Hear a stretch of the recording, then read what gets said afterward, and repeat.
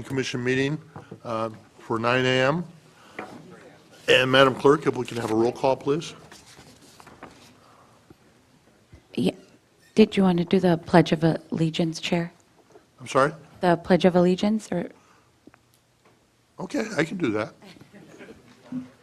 I just wanted to be different, but that's all right. And Commissioner Judge, if you'd be willing to lead us, thank you. Yes, sir, please. Hand over heart. Follow me. I pledge allegiance to the flag of the United States of America and to the republic for which it stands, one nation, under God, indivisible, with liberty and justice for all. Thank you. And Madam Clerk, is it okay to do the roll call now? Yes. Okay, cool. Chair McDonald, Here. Commissioner Chavez, Here. Commissioner Enegren, Commissioner Francina, Here. Commissioner Gorel, Here. Commissioner Johnson, Here. Commissioner Judge, Here. Commissioner Long, Commissioner Lopez, Commissioner McQueen-Lejeune, Here. Commissioner Parvin, here. Commissioner Tremblay, Commissioner White, Here. Commissioner Roberts. Here. Thank you. Thank you very much. And just as a matter of housekeeping, because we have one commissioner that's calling in, all of our votes will be verbal votes today. Or roll call votes. I apologize for that.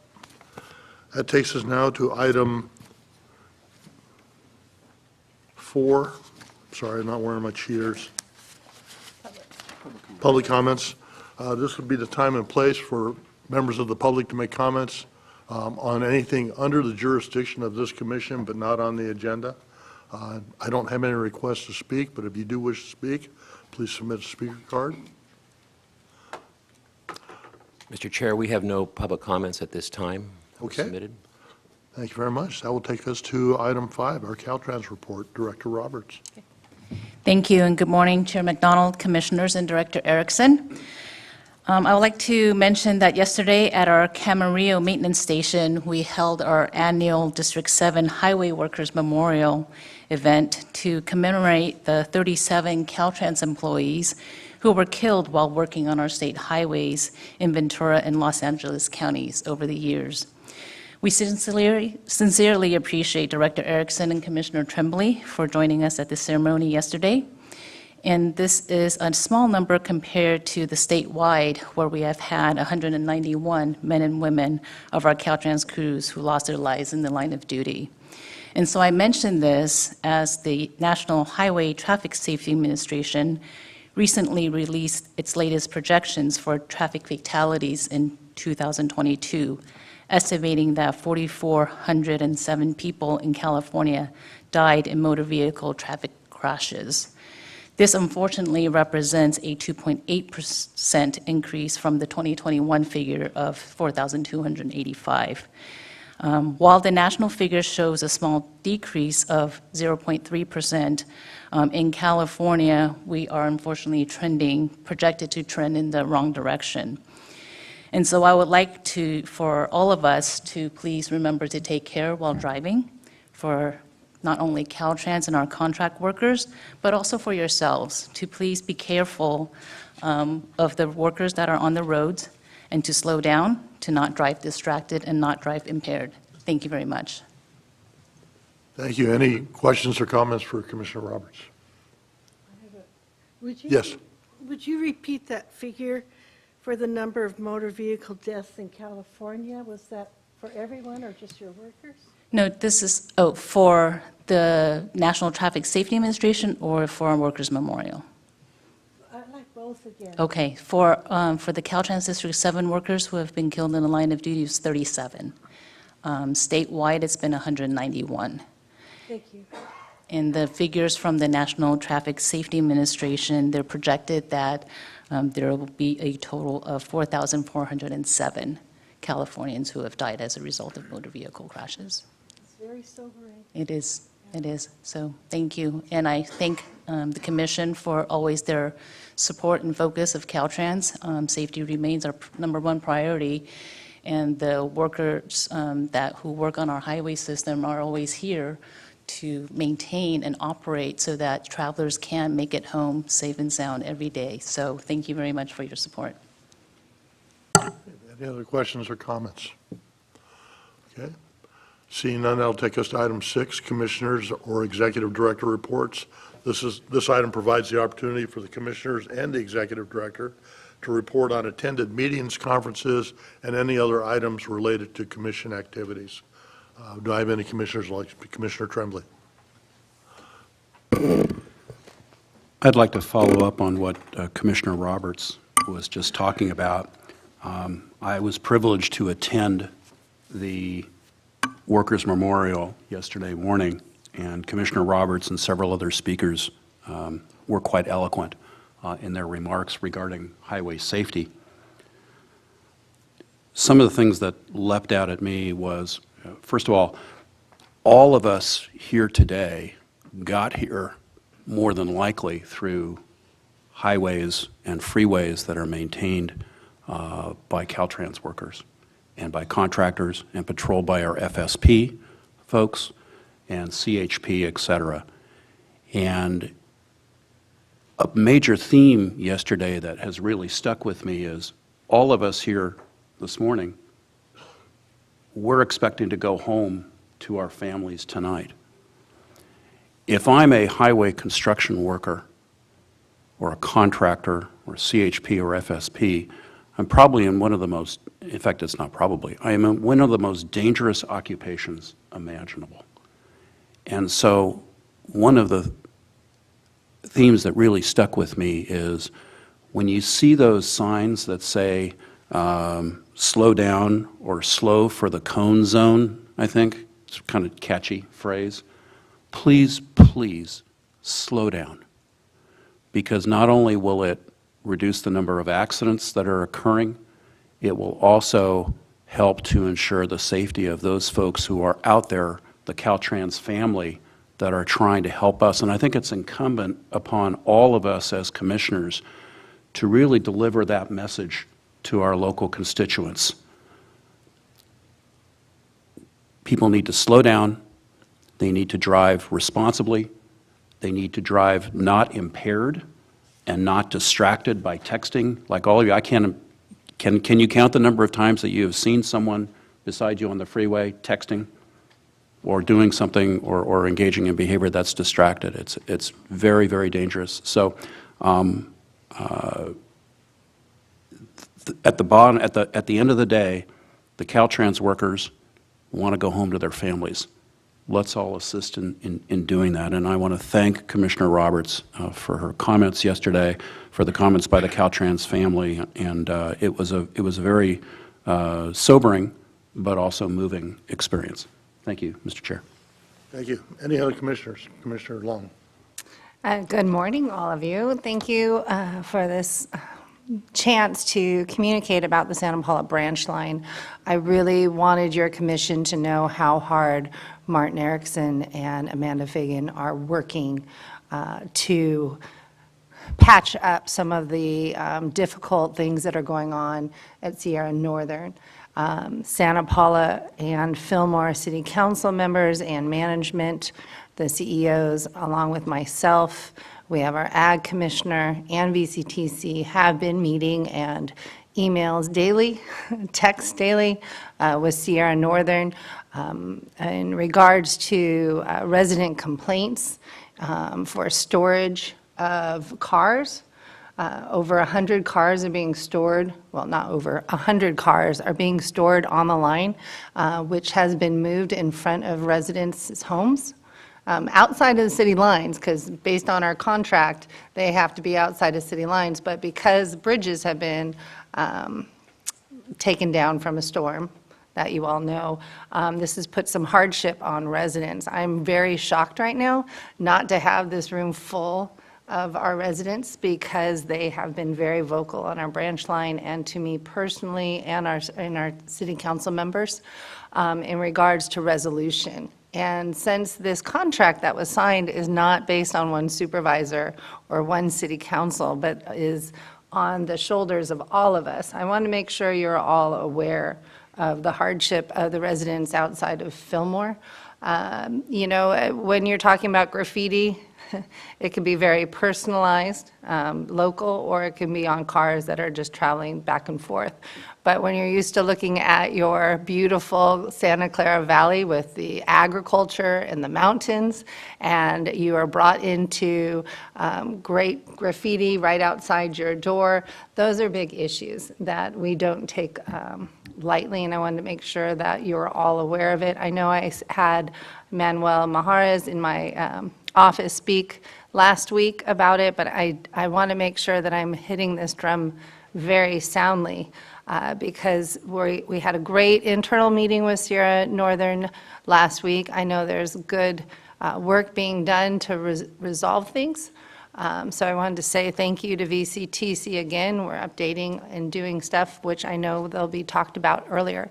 But I need you to understand the impact of contracts that are signed and what it means. So having a great idea of a rail bike or bike lanes, you have to look at the owners of the lands and the residents along with that. And so stakeholder engagement is extremely important for that. And I want to remind everybody about that. The sensitivity that's going on in the Santa Clara branch line is huge. So I'm amazed they're not here today. That's all Santa Clara. If you're on social media, that's all they're talking about. So I want to make sure that your cities are aware of it. Just because this contract was signed, we all weigh that burden. So thank you. Thank you. Any other commissioner comments? Commissioner White or Johnson? Thank you so much. Both have the same hairline. I apologize.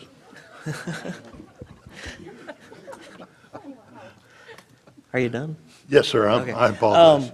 Following on Supervisor Long's comments, I wanted to thank Martin Erickson and Amanda Fagan and everybody at VCTC for working with Santa Paula Branch Line on some concerns that a resident had over vegetation along the Santa Paula Branch Line, and this was wonderful democracy in action. We had council members that were at Terry's Berries doing a Meet the Council Member event, and some people came to talk about tumbleweeds, and so those council members reached out to me. I reached out to Martin. Martin reached out to, I'm guessing, Amanda. Amanda reached out to Sierra Northern, but thank goodness for texting and email and all that stuff, so all that stuff was taken care of very quickly. And it makes the city of Ventura look very good, and all we're doing is just passing along a message. But so on behalf of those residents in the city of Ventura, thank you so much. Commissioner Johnson, as much as we've worked together, I'm sincerely embarrassed that I messed your name up. I apologize for that. It will not happen again. Any other commissioner comments? No? Mr. Erickson, it's to you. Thank you, Chair McDonald. Good morning, commissioners. Happy Friday. It's a beautiful day here. As I shared with a few of you since I started my career at a Chamber of Commerce, I'd say it's a Chamber of Commerce kind of day. I think most chambers say that, but it is a lovely day. I have a brief executive director's report to highlight a couple issues. The entire report is in front of you. I did want to start by talking about Bike Month. As I mentioned, May is Bike Month. I know we have avid cyclists on the commission, Commissioner White, among others, and Bike Week, the annual celebration, is actually May 15th through the 21st. And Bike to Work Day is May 19th. So you'll be seeing a lot of social media, a lot of information out there, not just from VCTC, but from the cities that participate in this in the county. And we want to continue to encourage people to bike to work, not just in May or on Bike to Work Day, but to try to make it part of their trip, try to make it part of, if possible, their commute. And we're also inviting people to pledge to ride a bike during May at goventura.org. There's a pledge space on our website. And we've also, as you saw last month, released a new pamphlet that that kind of buttresses our countywide bike map. That's a Biking Ventura guide, which has a little more detailed information about how to bike safety, how to follow all the appropriate protocols. And we've delivered many of those to cities already. We have many more. We'll continue to work with your staff at your cities and the county to promote that. Next slide. We've been doing a lot of community events. I just want to acknowledge my great team, my staff here at VCTC, some of the events they participated in recently, Earth Day, and then an annual event that many of you are familiar with, put on by First Five of Ventura. It's a Read to Kids Day. And I see pictures there on the right. Some of my staff reading, it was bilingual books and other books to students, very well received. Also a chance to share a little promotion about public transit while we're at it, but it's a wonderful day. It's a wonderful event that's occurred for some time. We are glad to be part of it. Next slide.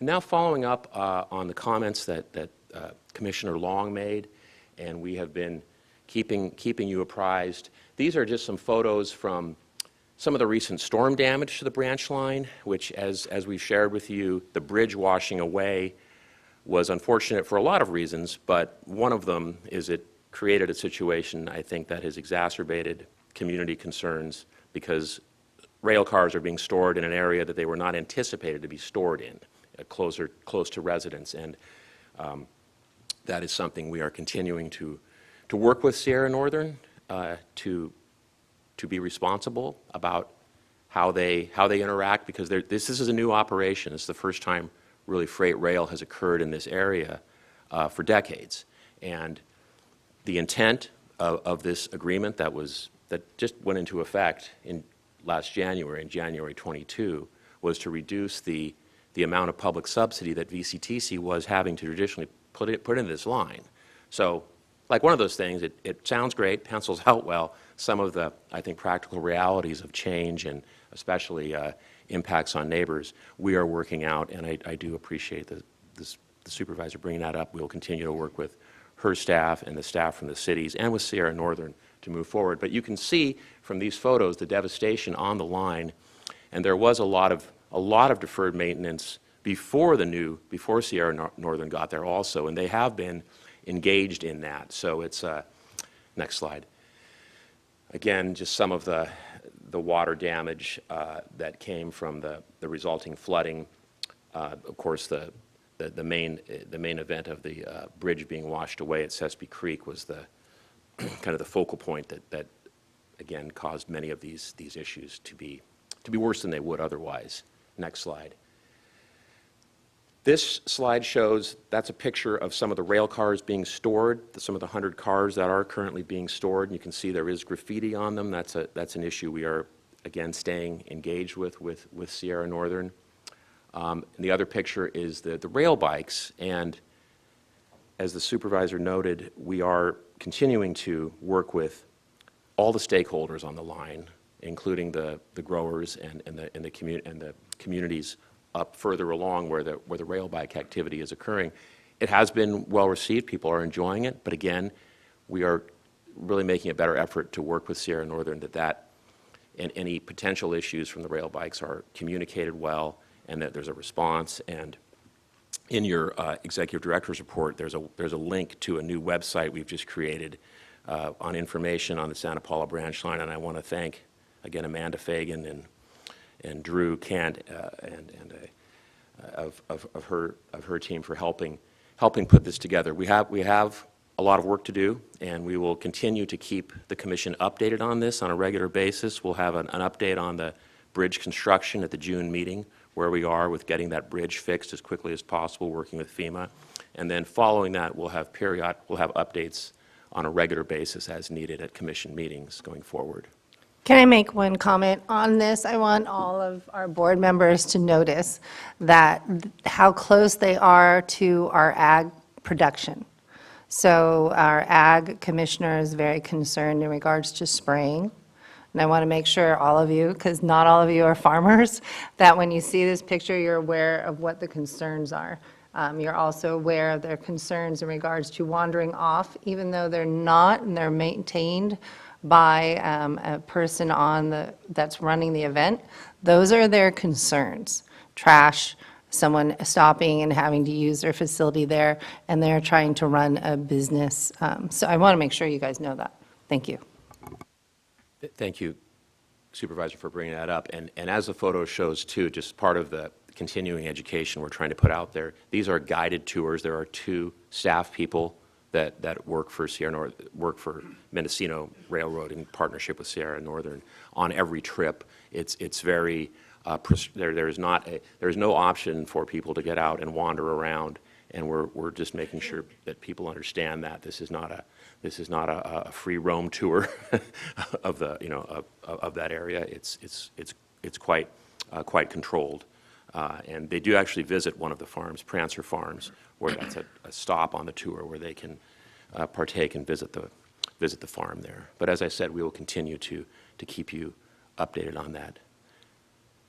Thank you for that. And then finally, also in my executive director's report is some pretty exciting news. And some of you may have heard this from various committees you sit on. I know the rail committees, but the X Games are coming to Ventura, and we are pretty excited about that.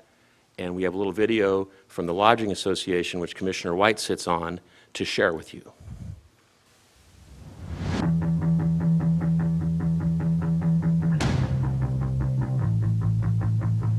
Jamie Ford. Oh! The 40-foot heights go all the way down into fifth place, and Colby Raw. One more time around here for Mike Barker. Go for it. There it is. 110-foot front. 27-20. Wow! People just tricks for people to talk. Not so video.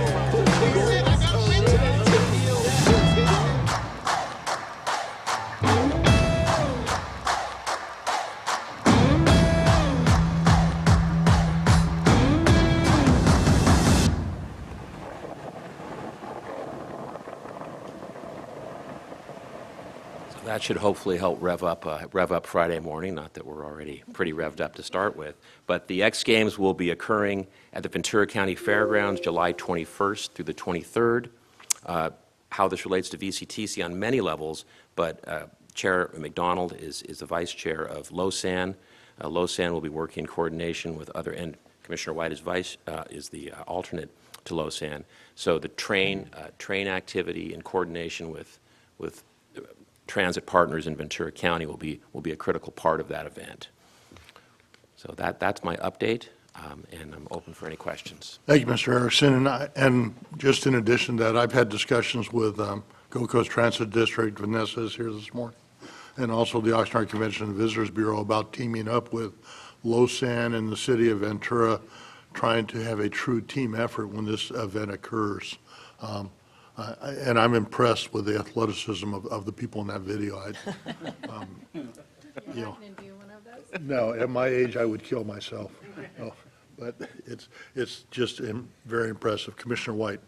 Yeah, thank you very much. Yeah, it's a project that we've been working on for over 4 years and getting here to Ventura, so it's nothing to be taken lightly. I don't know if any of you want to attend this and participate. Mr. McDonald, if you're not going to be participating, I'm sure somebody else may.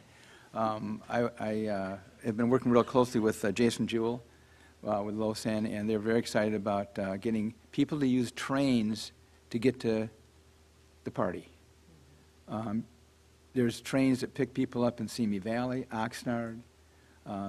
So it's really kind of a no-brainer because there's going to be hundreds of thousands of people attending this thing. The last time they had this was a couple of years ago in Minneapolis, Minnesota, and it brought in over $53 million to the city.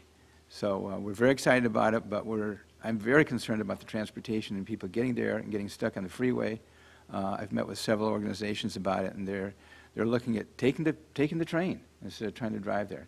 So there'll be a lot more information down the line. Hopefully I'll be able to get many of you hats and stickers to wear as we get closer to that date, and really talk to your cities about this. It's really an exciting situation for not only the city of Ventura, but for the whole county. So thank you. Thank you. Any other commissioners have any comments for our executive director? Yes, one other thing is on this new website link for the Santa Paula branch line, when people contact you or send them there so that they can put their comments. We're trying to track all of the complaints or whatever. So on that website that Amanda and Drew has created is the comment line so that we'll track this better. So thank you. Okay, thank you. Seeing no other comments, that will take us to item 7, addition or revisions to the agenda. Are there any requests to revise or add to this agenda? Seeing none, it takes us to the consent calendar. And under consent calendar, I do have a request from Commissioner Tremblay to pull item 8D for separate discussion. Would any other commissioners like to pull any other info consent items or make any comments? Mr. Chair, I just have a public comment to read into the record for item 8G that came through the Vice Chair's office, Supervisor Levere. Absolutely, please do. Should I do that first before? Yeah, let's, we'll finish off the final part or the remainder of the info consent and then come back to Commissioner Tremblay's request Okay. on his item. I'll just read this quickly. And again, this message came through the Vice Chair's office, Supervisor Matt Levere. It's from Danny Anderson, the Disability Access Manager for Ventura County, and it's on item 8G, the Access for All program. And this is her email. As you all are aware, accessible transportation is a focus area for me. I am happy to see the Access for All grant is on the consent agenda for Friday's VCTC Commission meeting. Unfortunately, I will not be able to attend, so I wanted to provide you with some information and express my excitement and support, especially for the countywide program. The Access for All grant is aimed at increasing on-demand wheelchair accessible transportation. Currently, there are no accessible cabs or Uber Lyft options in the county. These funds, through the CPUC, are recommended by VCTC staff to be split between the two applicants, and that has been supported by the Transcom. As explained in the packet, once approved by the Commission, Gold Coast Transit will receive $131,246 to purchase 2 wheelchair-accessible vans for their Go Now South Oxnard Micro-Transit Pilot Project. Ventura Transit System Incorporated will receive $118,000 for a fare subsidy program to support the expansion of on-demand wheelchair-accessible vehicle transportation across Ventura County, essentially bringing an accessible cab option to Ventura County. It is my hope that this funding will encourage further expansion of equitable, accessible transportation in the county. I have offered my assistance to Ventura Transit Systems to help the program be successful. This is a small grant, but a big step in the right direction. I look forward to working on the growth of on-demand options alongside efforts to enhance and streamline paratransit within the county. Please let me know if you have any questions. And again, that was from Danny Anderson, the Disability Access Manager of Ventura County. Okay, thank you very much. Yes. Chair McDonald and Commissioners, item 8K is an amendment to the employment agreement with Martin Erickson. The proposed amendment extends the term of Mr. Erickson's employment contract for 1 year and also provides a 5% increase to his salary effective on the first day of the first pay period after January 7th, 2023, which is the anniversary date of his employment contract. There are no other changes to the employment agreement. Thank you very much, Commissioner Johnson. Thank you. If I could make some comments on 8G following up on the statement read by Mr. Erickson. I can't stress how important this is. And you know, I have the great honor of serving on Ventura City Council. You have probably seen our city hall as one of the most beautiful city halls in the country. It's perched up there on the hill. And one of my colleagues on the council uses a wheelchair. It's a power chair and does not have a van that she can drive, you know, with her power chair. And so she needs transportation to and from our council meetings. And, you know, just last Monday, the meeting ran late, and we had to go back into closed session, and we're looking at the clock because she's got a ride there to pick her up, And they've arrived, and we've still got business to do, and it's getting late, it's getting close to midnight, and fortunately, the driver was able to wait. But, we have council meetings that sometimes go till 12:30 or 1 in the morning. And a city can't do its business if its council members can't get to City Hall. And, it's something most of us take for granted. And so being able to provide this service, even in a rather small scope, that somebody with a wheelchair has a way to get from point A to B, between the hours of 11:30 and 6 in the morning is crucial. And we as a society can't really function unless we provide those types of services. So thank you for reading in the statement, and thank you for the opportunity to share my thoughts on this, Mr. Chair. Thank you, and I will just echo the comments of both Danny and Commissioner Johnson. My father was paralyzed later in life and spent the last half of his life in a wheelchair. And people that have not experienced that don't understand the complexity of their lives and the need to have specialized parking and I saw more than my share of inconsiderate people that would park inappropriately next to a handicapped parking space, and that prevents the person from utilizing that space or being able to get in or out of their vehicle. And it's just a lack of understanding or compassion, or I don't know what. It's very frustrating, so I'm very glad to see this moving forward. And I appreciate all the efforts on this. Any other comments by the commission?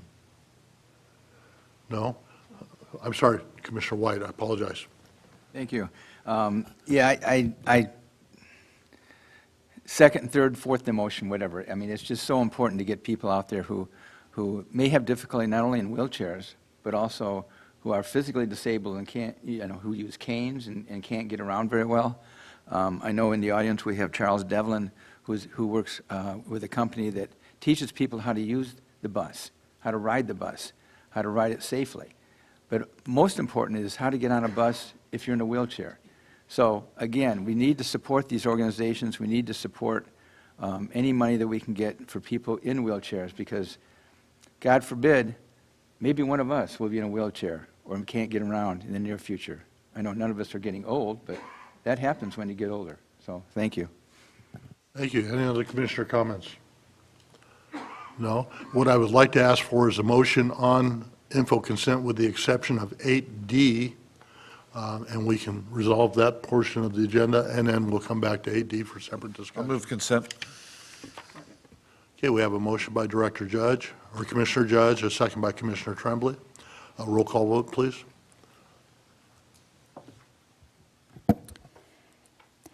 Commissioner Chavez, Aye for all items, with an abstention for 8A, as I wasn't there for the meeting. Thank you.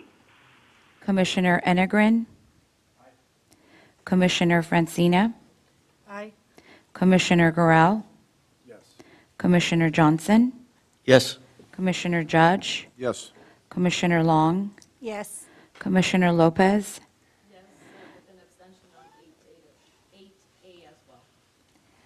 Commissioner McQueen-Lejeune, Yes. Commissioner Parvin, Yes. Commissioner Tremblay, Commissioner White, Yes. Chair McDonald. Yes. Thank you. Thank you. That will take us back to item 8D. Commissioner Tremblay. Thank you, Mr. Chair. I think my questions are going to be for either Peter or for Martin. And I know all the commissioners looked at this thoroughly, but this is a significant financial item because it talks about, it really focuses on the redistribution of CMAQ funds and carbon reduction program funds. And as you read in the staff report, the Federal Highway Administration and the Federal Transit Administration are now saying, well, now SCAG as an MPO should be playing a part in deciding how those funds are apportioned. And up until now, it's been this body, VCTC. So we're seeing a significant shift from our ability to direct where those funds are going to go to SCAG. And that's and we don't know what that process is going to be yet, because that process has not been articulated yet by SCAG. And I'm not being critical in any way of SCAG, but it is a significant development. And in that light, you saw that in the staff report for the city of Camarillo, there was a project, the Central Avenue Bike Lanes project, and I'm reminded of Mr. Erickson's slide on, Bike Month 2023. That's a project that's important not only to the city, but to the county of Ventura as well, relative to the Central Avenue project. And in the attachment that Roxana sent to us, I want to call attention to that because it's the attachment that dealt with the recommended redistribution of CMAQ and CRP funds. And the footnote on that was changed on the last couple of days based on discussions between city staff and VCTC staff and others, which I fully support. And it says VCTC, there was an amount in the original CMAQ of $3.3 million funds for this project. VCTC will support shifting a portion of the CRP to be recommended to SCAG for Central Avenue to instead cover a cost increase in the previously approved Pleasant Valley Road bike lanes, which is an important bike lanes project, which can obligate the funds within 1 year. And it also goes on to say VCTC is committed to funding the Central Avenue project and will make every reasonable effort to assist and support Camarillo to secure funding for the project if the project does not receive CRP funding. So in other words, the things change at SCAG. And I'm good with that. This is also, it's not just affecting the city of Camarillo in the future. Going forward, it can impact all of us because of the way that funds are distributed. So my two questions, just to follow up on this to either Peter or Martin, are actually one's an editorial and one's a question. The editorial is, please keep city staff apprised of what the SCAG process is. And I had a chance to speak with Mr. Judge, Commissioner Judge before this to highlight the importance of this to VCTC. But my question is, if funding doesn't become available for Camarillo's project, what could be done to ensure that Camarillo receives some funding from some other sources so that we can complete the Central Avenue Bike Lanes project, which is important not just for the city, but for the county as well? So that was my loaded question to Peter and to Martin, both. I'll see if I can answer that. And Peter, who's closer to this with his many, many years of experience working with SCAG and these programming issues. But for the second part first, we will, as noted in that amendment to the footnote, we will, VCTC staff, if that situation arises, will work to try to identify funding to make that project whole. There are certainly options to look at. This kind of thing has happened before. Sometimes some projects aren't delivered. We're able to move that funding around, but there's also other eligible funding.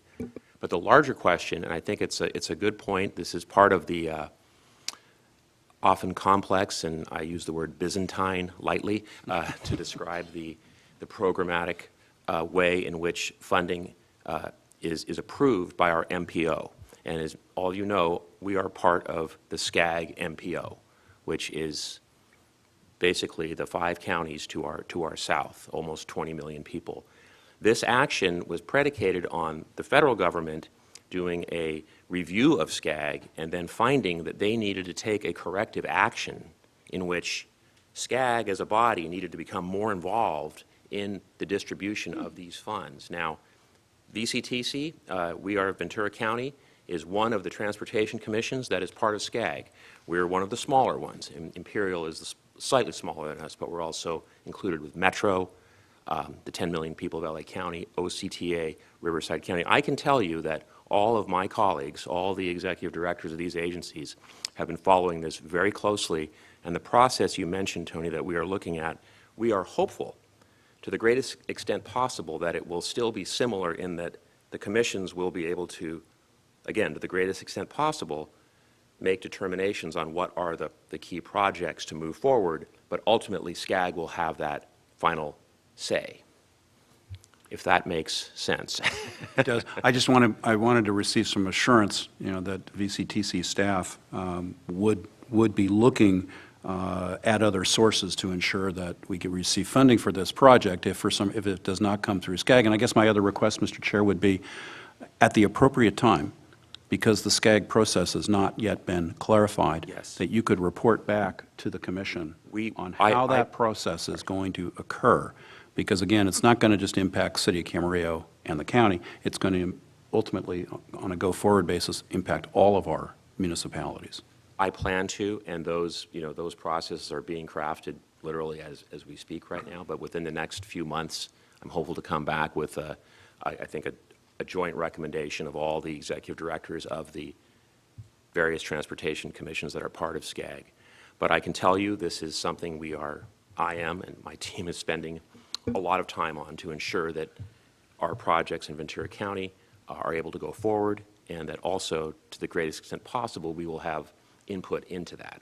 Right, I don't want VCTC to become, no, I didn't phrase it. I don't want Ventura County to become an afterthought relative to the SCAG process. Well, I think for the most part, if I could, Mr. Chair, I'm going to keep an eye on this thing for us because I just got elected to be the vice chair of the Transportation Committee, and I know that these funds are going to come to the Transportation Committee first before they go anywhere else. Right. So I'll make sure we understand and Martin understands the process for getting the money, because your bike lanes fit right there in line with all of SCAG's goals under the Go Human program and everything else. So, yeah, that shouldn't be a problem getting the money that we need. Thanks, Commissioner Judge. And I will Thank you, note Mr. that Erickson. the Commissioner Judge has been effective and a forceful advocate for our county. And Thanks for letting me highlight this, and with that, Mr. Chair, thank you for the opportunity to do this. I would, unless there's other comment, I would move that we There's still approve more 8D. comments. Second. Commissioner Johnson. Thank you so much. I'd like to make a comment, and Mr. Erickson, you may you may wish to respond to this. I note that, we're talking about, some federal decisions that are impacting SCAG and putting SCAG in a stronger role in making decisions. I will note that this is something we've talked about at the state level. We've talked about this at CalCog. We have seen bills that did not make it, but will again be reintroduced. And what they would do is they're looking at SCAG, for example, other CAGs and COGs throughout the state of California, and looking to see if they're meeting their sustainable community strategies, especially in terms of air pollution and CARB regulations. Because what they're finding is that, we have these rather ambitious goals for air quality, and we're not meeting them. And there, of course, is a lot of pushback between, let's say, SCAG and some of the authors of these bills, because SCAG can't make people go out and buy electric vehicles. There are much larger factors at play for why we're not meeting those goals. In our discussions, a fair chunk of it has been, SCAG probably needs to reprioritize what it's doing to reduce emissions throughout its entire area. And so I would just note that at the state level as well, there is probably pressure to have SCAG reprioritize projects that have to do more clearly with that, and that would probably leave Ventura as more of an afterthought and leave, bike facilities in Camarillo as an afterthought. And so I don't know, Mr. Erickson, if you have a response, but it seems like this is a broader push that we may be dealing with in the next few years. I think you're right. I will note one thing. When I used to work in Santa Barbara County, which is its own MPO, it made certain things easier, especially air quality conformity, or when we had projects, we would just have that done within that MPO. There are benefits for being part of a very large MPO like SCAG. But these kind of issues, I think the complex interdependence of the state goals and local control and finding a way forward is going to be a very important discussion going forward, and I look forward to keeping the commission apprised of that as we go forward. But you raise good points, and those are, I think, increasingly challenging but important discussions we need to have. Okay. Commissioner White. Thank you very much. Since this is Bike Month, I'm glad Commissioner Tremblay brought this up. After reading this, I was a little concerned that the money was not going to come down, especially on Central Avenue. For those who ride bikes and go from west to east, that is the only way to go. And so it is very important that this continues on. In fact, not only the bicyclists throughout the county ride this bike, bike route, but our esteemed executive director rides this. So I would hope that we don't have to go through the process of finding a new executive director, because I'm not into that right now. It's just so important that, safety, again, that I push all the time, is thought about here, and that the money continues to go through here. So, again, I appreciate Commissioner Tremblay for bringing this up. Okay. Any other comments by any other commissioners? No, Commissioner Tremblay, I believe you expressed an, Move the item. Second. okay, Madam Clerk, we have a motion by Commissioner Tremblay, a second by Commissioner Johnson. Roll call, please. Chair McDonald, Yes. Commissioner Chavez, Aye. Commissioner Enegren, Commissioner Francina, Yes. Commissioner Gorel, Commissioner Johnson, Yes. Commissioner Judge, Yes. Commissioner Long, Commissioner Lopez, Commissioner McQueen-Lejeune, Yes. Commissioner Parvin, Yes. Commissioner Tremblay, Commissioner White. Yes. Thank you. Thank you. That concludes our info consent discussions. Takes us to item number 9, the Freeway Service Patrol 2-year anniversary report and 2022 Driver of the Year recognition. Hang on here. Planning analyst for VCTC. I have a brief presentation for you on item 9, FSP second year anniversary report and driver of the year recognition for 2022. Is that coming across okay? Okay.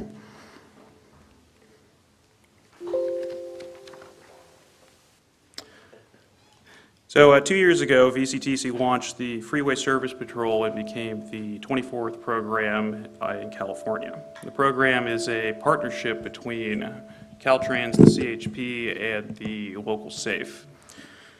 The program consists of a fleet of continuously roving tow trucks on congested highway segments during peak traffic periods, which provide rapid response to restart or tow disabled vehicles, remove debris, and clear collisions.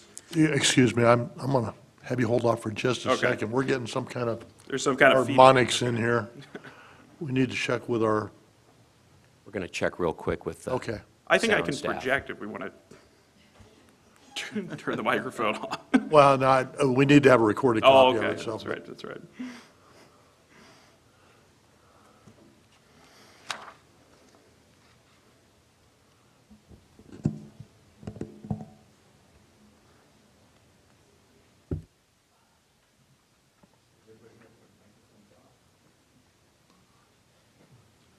Yeah, if everybody could turn off their microphones, that could help.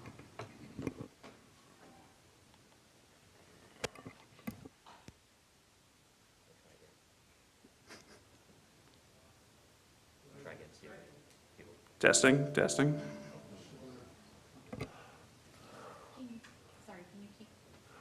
Keep talking? Okay, yeah, sure. I was born in the springtime. Testing, testing.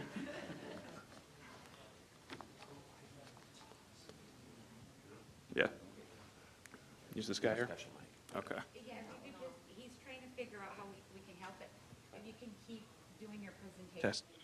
Just keep going? Okay. Should I start from the beginning, or are we okay? Okay. No, we're good with that. Just go ahead and continue on. 2 years ago, VCTC launched the Freeway Service Patrol and became the 24th program in California. Can you pull the mic up closer to your, Sure.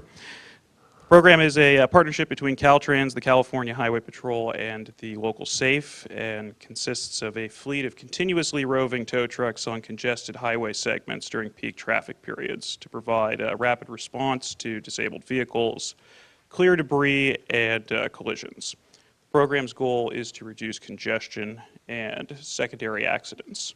And all services are provided at no charge to motorists at the point of service. This is a map that's showing our current service. We're currently covering SR 118 from the LA County line to SR 23 with 1 patrol beat, and US 101 from the LA County line to Rice Avenue with 2 patrol beats. And the contracts for these patrol beats were awarded to Platinum Tow and Transport in September of 2020, and service began March of 2021. And since March of 2021, there have been 6 record tow trucks patrolling these 3 beats Monday through Friday, 6 a.m. to 9 a.m. and 3 to 7 p.m. And during 2022, VCTC also stood up a number of temporary patrol beats to assist the highway patrol with events such as the county fair and the Point Mugu Air Show. Just a little background on congestion in Ventura County, just to give a context to the challenge. Motorists in Ventura County lose 4.3 million hours annually to vehicle delay, and the opportunity cost of that time is estimated at over $110 million every year. An estimated 16% of the congestion on our local highways is classified as non-recurrent incident related or stemming from things such as disabled vehicles, crashes, obstructions in the roadway, any unanticipated non-weather related events, and that's about twice the average in Ventura County as compared to the state. So it's a significant slice of the congestion pie, and really underscores the importance of having a rapid response program to mitigate highway congestion in the county. This map shows the density of FSP assists in 2022. Not surprisingly, the major hotspot is the Conejo Grade. In 2022, FSP responded to 5,880 motorists stopped in the lanes, shoulders, medians, and ramps of US 101 and SR 118 for an average of 3.1 FSP responses for every hour of service. And of those motorists approached by an FSP driver, 3,837 were provided direct assistance to either restart their vehicle or towed to a safe location off the highway. And Caltrans has calculated a 3-to-1 benefit to cost ratio for the Ventura County program in 2022. The most common service provided in 2022 was fixing flat tires. Drivers changed almost 1,000 flats last year, and additionally, drivers cleared debris from highway lanes on 482 occasions and responded to 419 accidents, as well as 186 requests for assistance from the County Highway Patrol. The busiest time of day for FSP was the first hour of the PM shift between 3 and 4 p.m. And we've been watching this closely because other programs have been experimenting with earlier start times as well as the inclusion of midday service. And this is something that we're watching. We're seeing what other programs do as travel patterns have been stabilizing coming out of the pandemic. Due to the program's model of continuous patrolling, trucks were able to reach motorists in under 5 minutes in 56% of reported cases, in under 10 minutes in 80% of cases. And just to give a little bit of context to that, the industry cites a 21-minute average response time for AAA roadside assistance.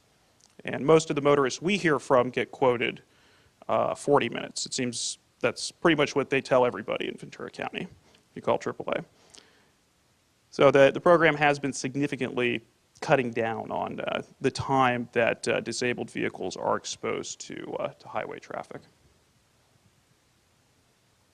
Our customer assist surveys include a written response section. This slide just shows a word cloud that's made up of those responses. Public feedback from the survey rated the service as excellent in 146 out of 147 cases. And all the drivers, they received excellent feedback from motorists they served over the year, with common descriptions like Guardian Angel and Superman. But in 2022, we did have one driver that really stood out with about 40% of the positive feedback received from the public. Our 2022 Driver of the Year is Mr. Richard Henderson, who patrols the Thousand Oaks beat on US 101. And just to give a little bit of context, one of the reasons that FSP programs do a Driver of the Year recognition is because it is really tough to find drivers, and it's hard to hold on to great ones. You know, as was put earlier by Commissioner Tremblay, this is a dangerous job.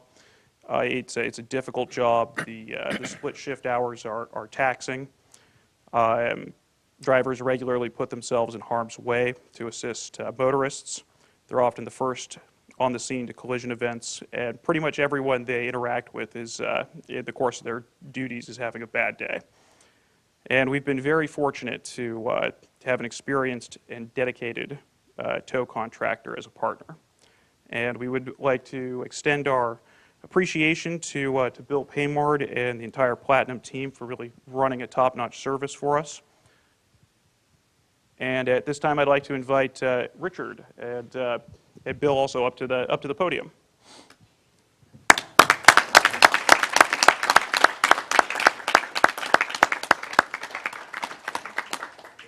And while he's walking up, I will just make a couple comments. So, Rich, this is our way of saying, please don't go to AAA. Rich has been in the industry for 14 years and with Platinum for the last 8, and is described by his colleagues as a pro who's seen it all. You know, motorists on his surveys, they regularly cite his demeanor as a calming presence in stressful situations. And outside of work, he enjoys bicycle rides and spending time with his wife and his 4 kids. So on behalf of VCTC, thank you for your service to the program and to the community.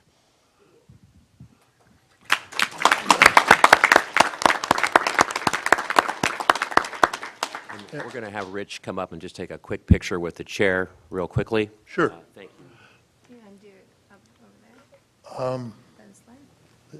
Either that or you can stand right in front of us and we can all group together. They're just going to do it with you. Yeah.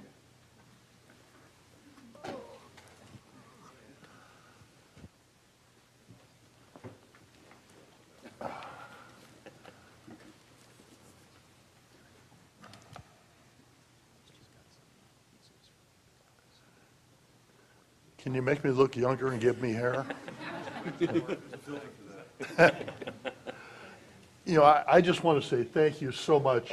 We can sit as a body and put programs together, but you are the true epitome of an expert employee that makes us shine as an agency. So I thank you for your work, your efforts. Congratulations on a job well done and good representation of your agency and VCTC. I do my best out there as much as I can. Oh, you're doing a wonderful job, sir. Thank you so very much.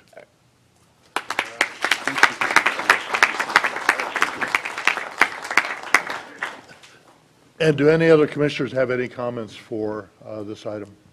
I do. Commissioner Johnson. Thank you so much. I just wanted to point out that the ancient Greeks had Hermes, and he was the god of roads and travelers, because we've always known that travelers really need special protection. It's a time when people are very vulnerable, and sometimes we get in our little cars and we feel invulnerable, and that just makes everything worse. But so thank you so much for your service and protecting people when they are vulnerable. Thank you all, gentlemen.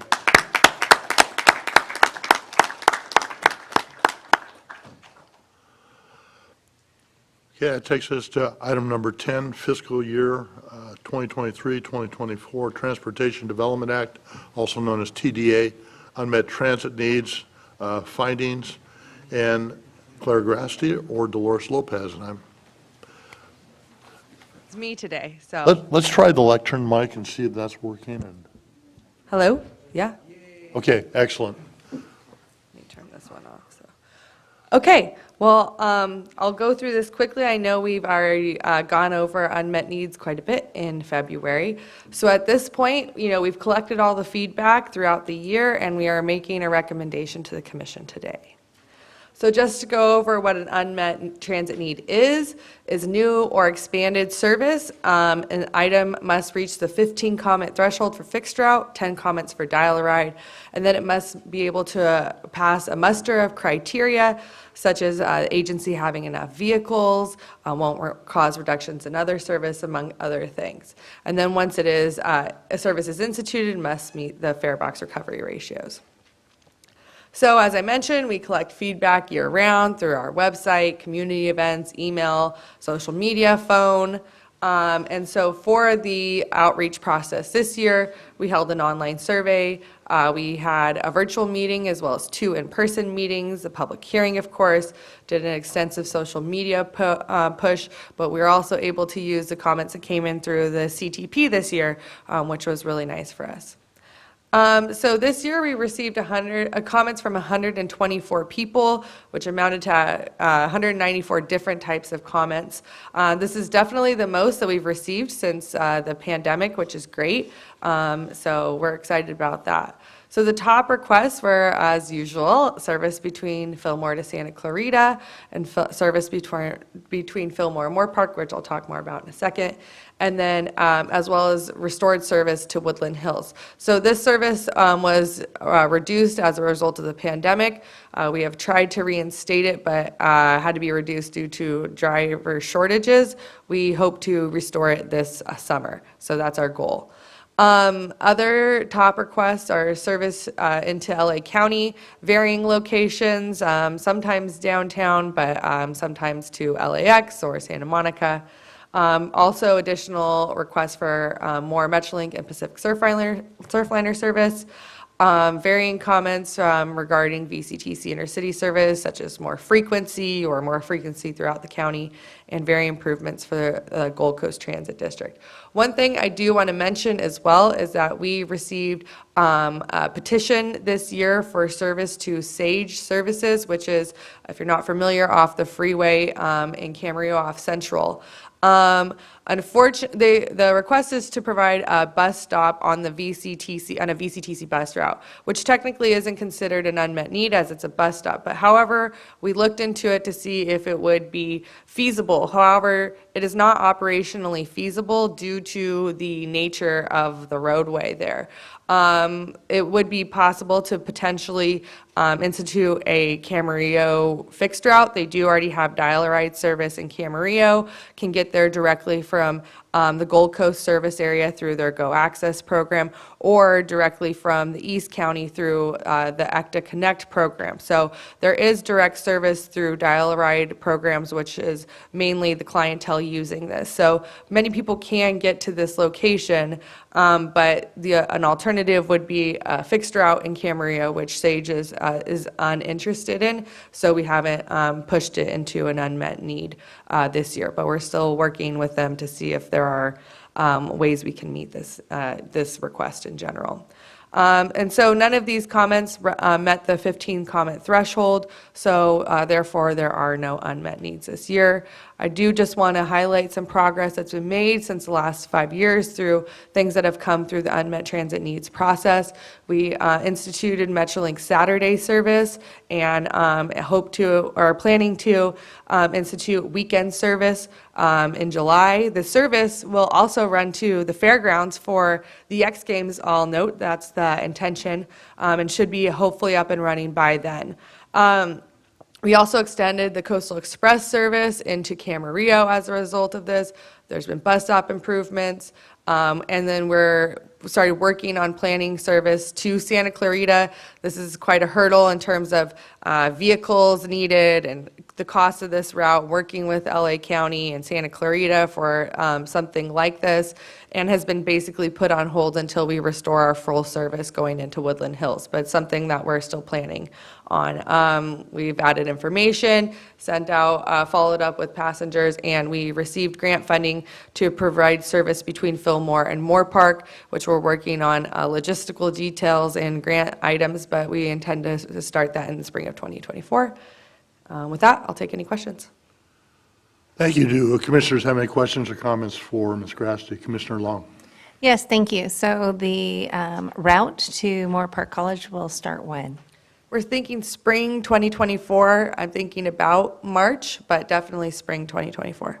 Okay, thank you. Any other questions come up? Commissioner White? Yeah, again, I just want to thank you for the report.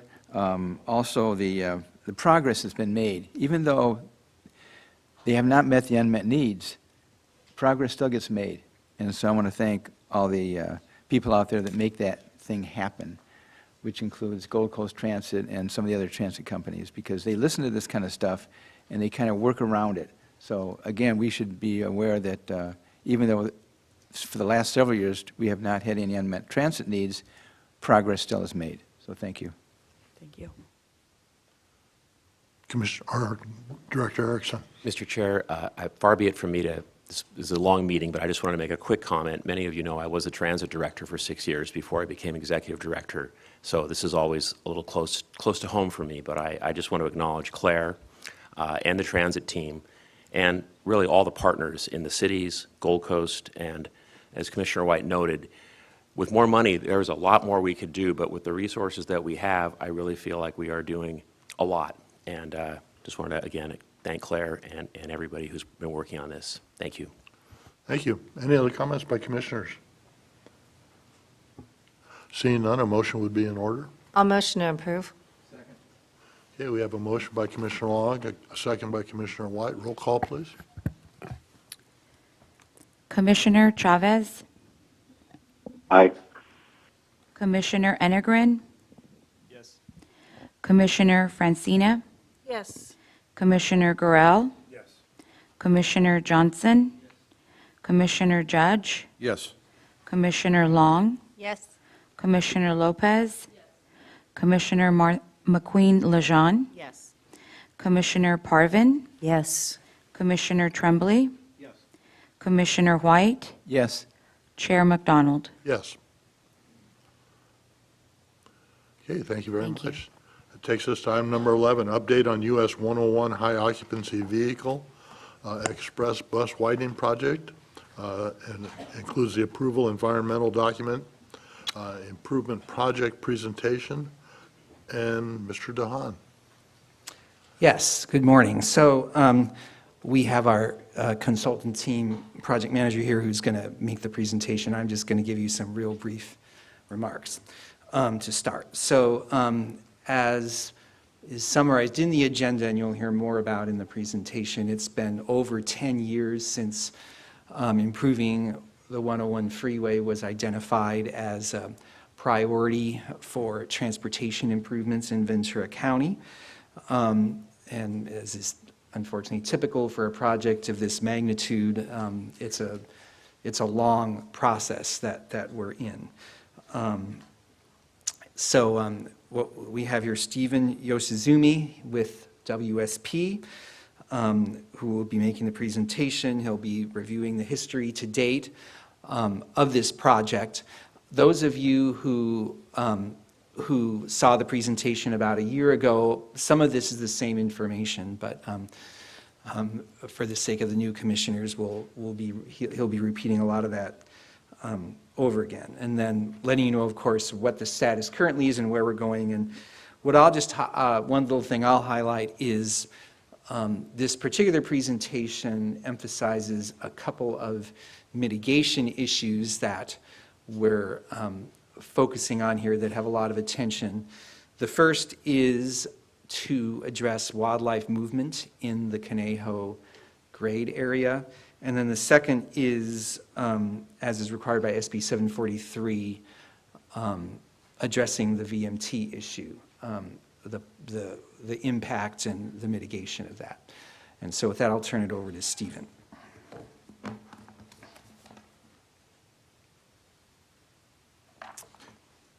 Thank you, Peter. Good morning, Chair McDonald and Commissioners. As Peter said, my name is Stephen Yoshizumi with WSP. I'm here this morning to provide a review of the project development process for the US 101 Improvement Project. Let's see if I get this right. Okay. I'll start with project background and overview and discuss the importance of the project, describe our current public outreach activities, review the alternatives analysis process, and discuss how the project development team selected the alternatives to be studied in detail. I'll finish with some information related to the wildlife movement study, review some ongoing project tasks, and our plan to determine an early action project. As Peter said, I came to the Commission a year ago with similar overview, but we've included project updates in today's presentation. I'll begin with a description of the project area and some background information about the planning activities that led to the current project. US 101 is the major coastal north-south route that connects the northern, central, and southern areas of the state. Regionally, US 101 connects Ventura County's communities and the neighboring counties. The project study area was defined as extending from south of Moore Park Road in the city of Thousand Oaks through the cities of Camarillo and Oxnard to just south of SR 33 in the city of Ventura. This section of freeway has been referred to as Main Street, Ventura County. In 2011, the Ventura County Transportation Commission, through its comprehensive transportation plan, identified US 101 as the roadway network's highest priority within the region. VCTC then requested that Caltrans prepare a planning document called a project study report, which considered an initial set of project alternatives, and the study was completed in 2013. Next, VCTC and Caltrans worked together to develop the scope of work for the next phase of project development, the project approval and environmental document phase. And WSP was selected in March of 2018 to provide consulting services for this phase of the project. Additionally, VCTC has completed a separate study, the 101 Communities Connected study, that was a multimodal corridor study that looked at options for enhancing modes of travel in addition to the freeway. Within the project area, US 101 chiefly consists of 3 general purpose or regular lanes in each direction.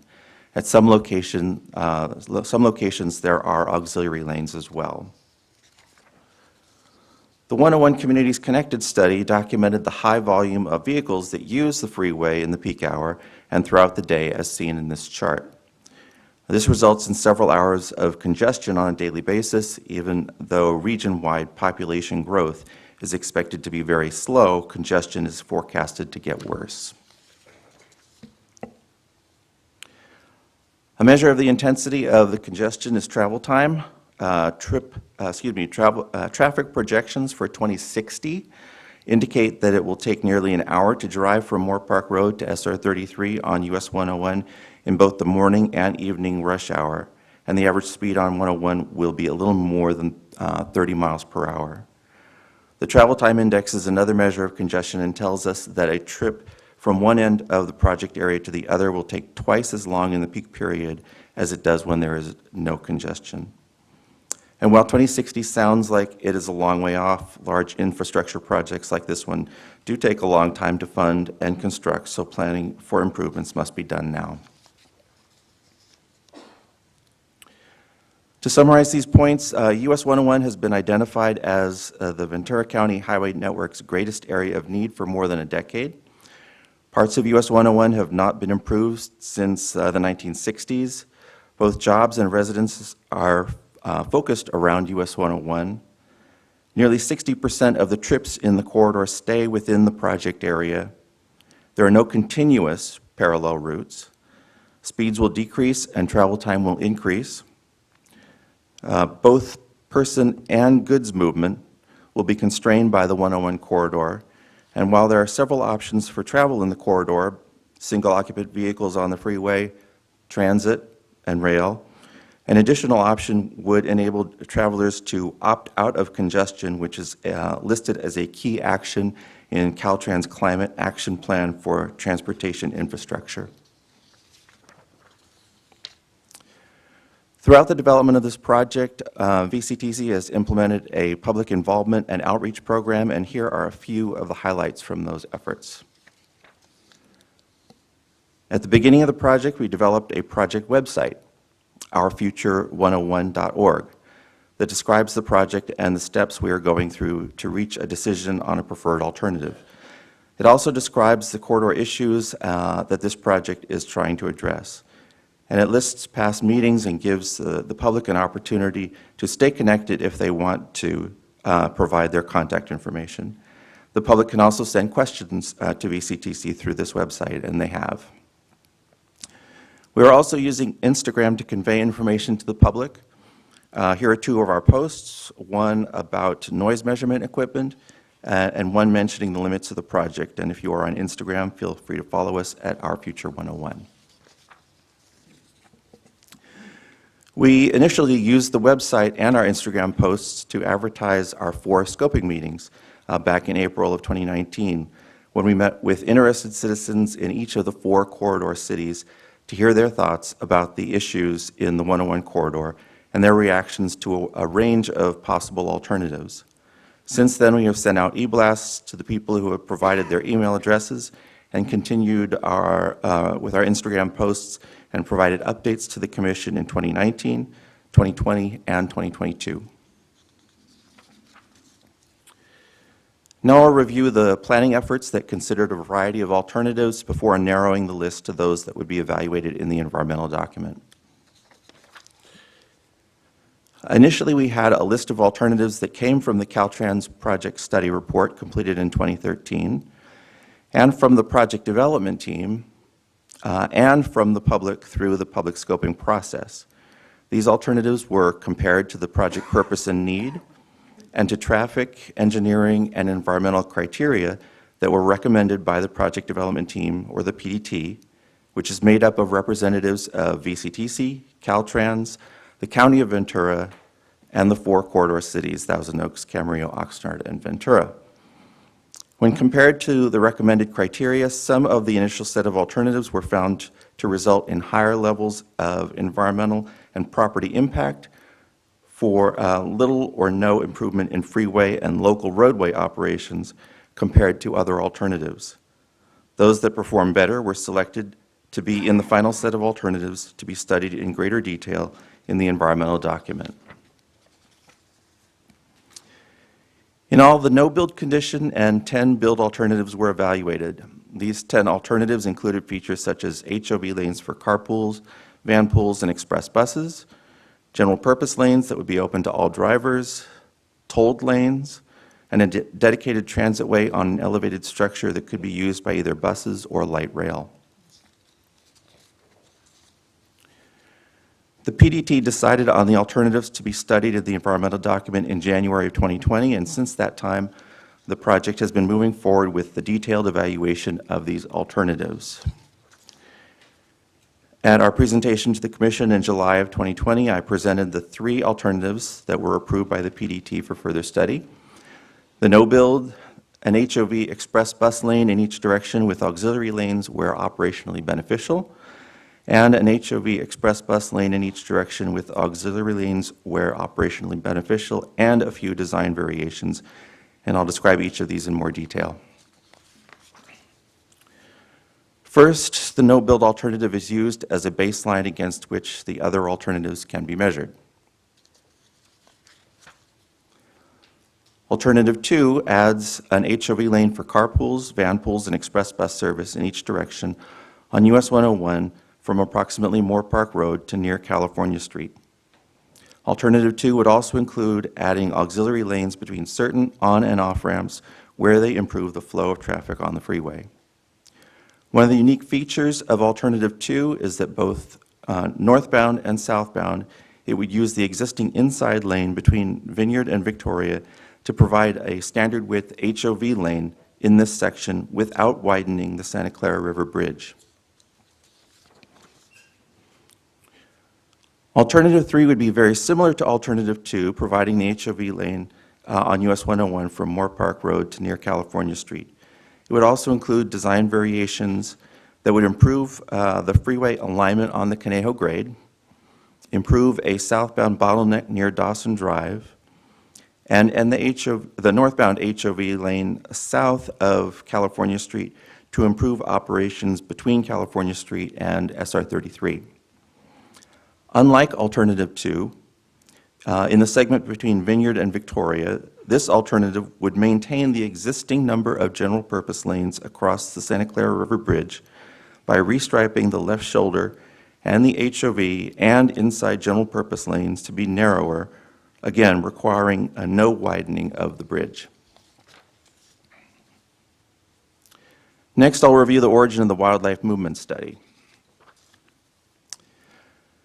During agency review of a report called the Wildlife Connectivity Assessment that was prepared specifically for the US 101 Improvement Project, the need was identified for data related to the movement of wildlife in the Conejo Pass area surrounding the Conejo Grade to determine how to best address wildlife wanting to cross US 101 in this area.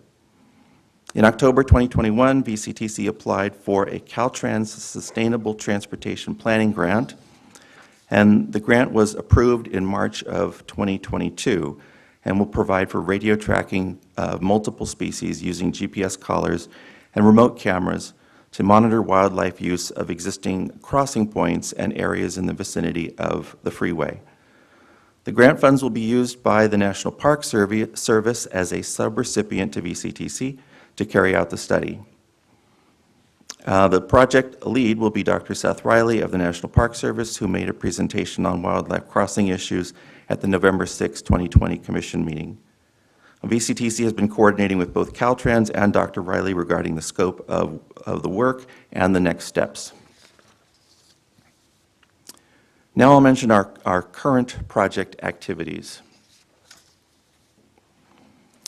Since the determination of the final set of alternatives, we have been performing the traffic modeling and analysis, including assessment of vehicle miles traveled, or VMT, based on the requirements of Senate Bill 743. We've been preparing the engineering evaluations, such as impacts to drainage and utilities, among many others, and developing the environmental technical studies in support of the environmental document. Now, virtually all of the engineering technical studies are complete, along with most of the environmental technical studies. We anticipate returning to the Commission prior to the release of the draft environmental document, and the project will be completed following the selection of a preferred alternative and development of an early action phasing strategy in 2024. One of the current project tasks is the development of a strategy to offset the increase in vehicle miles traveled to the greatest extent possible pursuant to Senate Bill 743. VCTC is evaluating strategies like these to see which are effective at reducing VMT in the project corridor. VCTC staff will review their findings with Caltrans prior to including these strategies as mitigation measures in the environmental document. The early action phasing strategy will include an assessment of the project elements that can be built and provide benefits to the corridor if they are the first phase of the overall project construction effort. The first step will be for VCTC to determine how much funding will be available for the first phase of construction, assuming the existing funding sources only. Of course, if new funding sources become available, the total available funding may change and the extent of the first phase project would need to be reassessed. Concurrently, the project team will be preparing construction cost estimates for the total project with data that can be evaluated by phase. Once the total of the first phase funding is determined and the extent of the phase can be established, an operational benefit analysis will be performed to see what phases provide the greatest bang for the buck.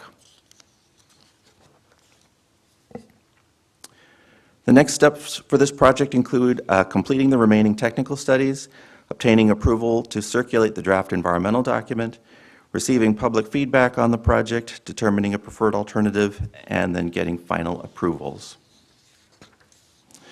And we look forward to returning to the Commission in the future to provide further updates on the progress of this project.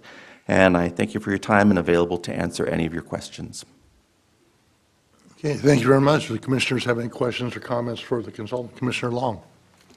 Thank you. In regards to what we see currently on the 101 with the city of Camarillo, there's 3-4 on-ramps that when traffic hits, everyone just, it's a bottleneck. There was concept of lights to be put on there, but I haven't heard that in the study. And so I'm wondering why it's not or why it is. Okay, so when you're referring to lights, I'm assuming you're talking about like ramp metering on the ramps? Yes, I don't have that technical terms, but That's thank you. fine. That's what I'm here for. Yep. So yes, this project has been focused on the main line, the freeway main line.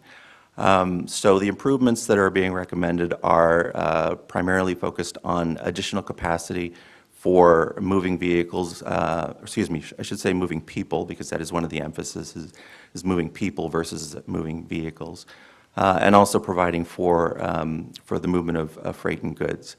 The ramp metering aspect of improvement to the freeway certainly has some benefits, but they have not been the focus of the project that we are all studying at the current time.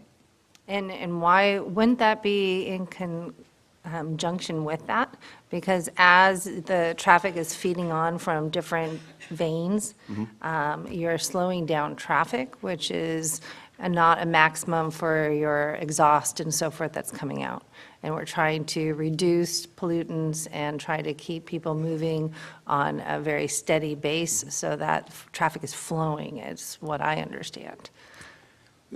You're correct, but so what we've found so far with the data from the traffic modeling is that it's the volume of vehicles that are on the freeway that are impacting the ability to move people and goods more so than the volume of the traffic on the ramps.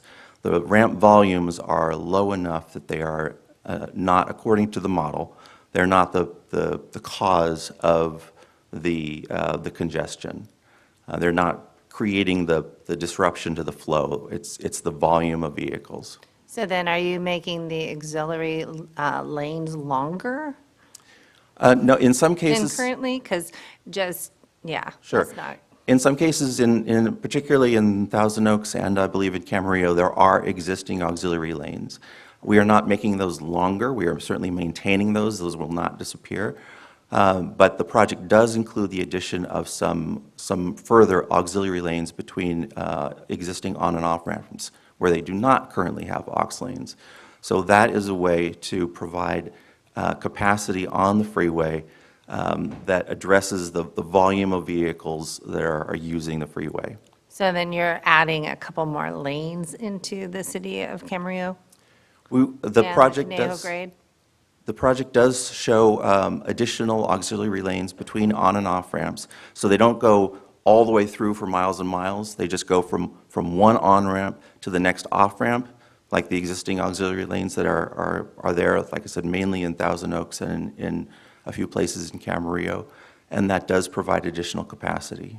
But that's it? Yes. No additional lanes in Camarillo? I mean, the HOV lane, yes, Okay. the carpool lane. That would Commissioner, be it, okay. I'm going to ask Thank Commissioner you. Roberts to offer some input, too. I think she may have some perspective from the Caltrans side. Thank you. Thank you, Mike. I turned it off earlier when we were testing up there. So thank you, Commissioner Long, for the questions. I think in terms of the ramp metering, where you're looking at, as people are getting on the freeway, having some sort of controlled release, right, of additional cars as they move on to the freeway, that's certainly something that Caltrans can look at, absent of this project, because we're looking at this project, it's still in its early environmental phases, so we definitely, if there is a traffic need for us to do operational improvements, that's not something that we need to wait for necessarily with this project. And so I will be going back and asking our traffic engineers to take a look at and seeing if we do need to install some ramp metering or other measures in the meantime. I really do appreciate that, because as we all drive from, Moore Park all the way to California, you know where those bottlenecks are. And so if we're going back and telling our residents that we're spending all this millions of dollars and they don't see any change, I'm really concerned on it. And so when it's just one HOA lane for all of Camarillo and everyone gets off at 3 and they're going to hit the road and there's bottlenecks, I'm just trying to understand what the change would be and so that's my concern. Thank you. Commissioner Gurrell. Thank you, Mr. Chair. I just want to confirm or clarify, there are constituents in Thousand Oaks that have expressed interest to me in my office and multiple meetings with utilizing what they call, or what they refer to as kind of ghost lanes through Newberry Park, which are, paved, available in their minds as available additional lanes to expand that 101 through that corridor without actually having to widen the freeway. Is that, can I say that with confidence that's the same thing we're talking about when you refer to auxiliary lanes from exit to exit? Are these previously paved areas that could be utilized for an additional lane? Within the city of Thousand Oaks, there are already auxiliary lanes between on-ramps and off-ramps. I believe that the area, the pavements you're referring to, is between the off-ramp and the following on-ramp. So this project is looking to add a general purpose, an additional lane, an HOV lane, to the freeway in both directions. What that would do is it would use that existing pavement by moving the existing general purpose lanes out to use that pavement, reconstructing the auxiliary lanes. As I said, none of those would go away. They would remain, but they would be reconstructed out wider. So we would be adding an additional lane, given the ability to do so because of the extra paved area in that auxiliary area of the freeway. Yes, City of Thousand Oaks does have existing pavement that is, as you said, not being used for a through lane, and this project would use that pavement. Right. Thank you for the clarification. That's helpful. Mr. Erickson, did you have a comment? I'll let Commissioner Friend. Okay, Director Francina. Okay, thank you. Did I hear you say just for a moment that Caltrans has a climate action plan? Yes. Okay. All right, so it feels to me, I'm new to the commission, so forgive me if I'm stating the obvious, but I read widely on the future of transportation. And I think it's widely recognized that every time you relieve congestion, every time you make it easier for people to drive, there's the side effect that funding is not there for decent and convenient, safe public transportation. The only way that people are going to ever really use public transportation is if it is as convenient as the automobile, which means that it's running all the time like you have in Europe. And so it seems to me that we're faced with this dilemma, the contradiction of making it easier, and all these people driving then need parking. And that means you're, Asphalt Nation, if you've read that book, and, although there's many more, there's books coming down the pike now that are looking at the impact of roads on the climate and on the ecology of the whole world. So what we want to do, I'm not saying I'm opposed to auxiliary lanes, but it seems like if this is a 2060 plan, we really have to focus on getting people out of the private car. That has to be the focus, because you cannot keep, the freeways are wide enough. We've seen the horrible impact it has had on wildlife. And I'm from Ojai, and we just finished, we had a big event with Beth Pratt, who's the driving force behind the expert on wildlife corridors. And where am I going with this? Help me. So I just want to make sure that at the first commission meeting I was at, it really felt like, I was on the commission about 20, 25 years ago for the first time, and I'm back on. And it feels like we're really headed for a wonderful paradigm shift. And that Caltrans is on board with a lot of the things, they're on board for bike lanes and, alternative transportation. And there's so much more it just feels like, I'm going to go to your website and look, at the plan, which I haven't done, so forgive me. But in Europe, we have bicycle highways. And I feel like that's part of the future. So that's all I wanted to say. And I'll look, and so that I can speak be better educated at the next meeting. But yeah, that's what I wanted to say. Thank you. Mr. Erickson? I just quickly wanted to add, and I think Commissioner Francina's comments are timely. Part of the reason I asked WSP to come back for this meeting is we have really 8 new commissioners since the last time we talked about this, and it is such an important issue for Ventura County. And I just wanted to quickly thank Acting Director Roberts and her team, because this is certainly a different Caltrans than I was used to working with many years ago, and they are looking at a more complete picture of mobility that still takes into account the important goods movement needs and just economic needs we have for this really critical lifeline. It's not just, it's Main Street, Ventura County, but it's also a connector between Central California and Southern California. It is a major interstate highway, and there are safety and just major transportation questions. So, boy, that's one thing I love about this job. Each one of these topics is, we could probably talk about them all day, but I want to make sure that we continue to work with not just the commissioners, but all your staff. And again, I just want to recognize the partnership with Caltrans. Well, and if I could just ask, this is a huge freight road, right? And if you're in so much traffic, then you're going down Rice and you're going to go on the 126. And so those are issues that this commission has to look at as you're pushing traffic from one location or another. And when you've seen that in the storm damage with the 126, that's a pure example of what's going on. If you sit in traffic on the 126 in any day, there are so many trucks on there. And that's a safety hazard as well.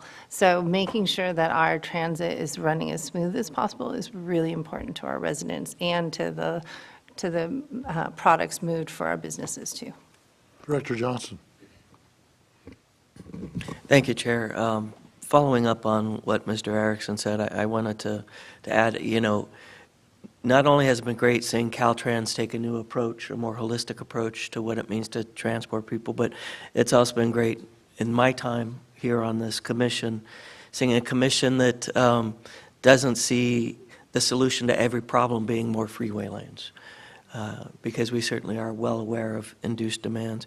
And getting a little off topic, because this is something that is really not a VCTC solution, but there is another way to reduce the need for people to drive that does not involve figuring out some of these public transit issues, and that is to let people live where they work. We've got so many people just crossing paths and using up the freeways, and it's very expensive for all involved. So I do have a question about HOV lanes, and I'm really sorry that Mr. Cammey could not stick around because he has bent my ear on this many times.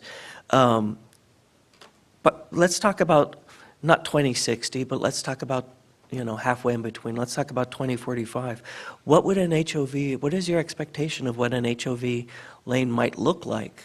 Who would be able to use it compared to the rules that we have now in Southern California? Good question. The precise operational plan for any HOV lane is determined as the project moves through the process. At this stage, at the project approval and environmental document stage, we do make assumptions that the HOV lane would operate similarly to lanes in the local area. Although I believe that the HOV lanes north of here on 101 are they not full-time? Is that still correct? Other places, most of Southern California, the HOV lanes are full-time dedicated as HOV lanes, and that is the expectation that we've been working through with Caltrans to date on this project. They would allow 2-person or more vehicles to ride in those lanes, and that would also include, of course, express bus service that is going long haul. Thank you. And if I could follow up, what about, as we've seen electric vehicles, for example, using carpool lanes in Southern California? Obviously, we're going to have a lot more electric vehicles, but they can no longer get the stickers. Is that correct? I can't speak exactly to that, the state of that. I can tell you that this lane these HOV lanes, if they're implemented, would allow whoever does have stickers to use them. Thank you. And then would this be an opportunity to look at some of the HOV lanes, and this is probably Mr. Cammey's question, making the occupancy 3+ rather than 2+? Would this be an opportunity to do that? That topic has been discussed, and it probably will continue to be discussed as the project moves forward, and even after it gets implemented, if it does, agencies that are managing HOV lanes are asking those questions all the time. So it's not a question that would be closed. It would be considered, it is being considered now, and it will be considered in the future. Thank you so much. Thank you, Chair. Hey, any other comments? Yeah, Commissioner Tremblay. Yeah, God's sending you a message. yeah, he is, or she is. Okay. It might be on the basis. No, the mic is on the base. All right, I'm just going to use my best schoolyard voice. Is that okay? Can you hear me? I can. All right. I have some questions, and then I have a couple of observations. Could you go back to the slides dealing with a couple of questions that are down in the weeds, admittedly.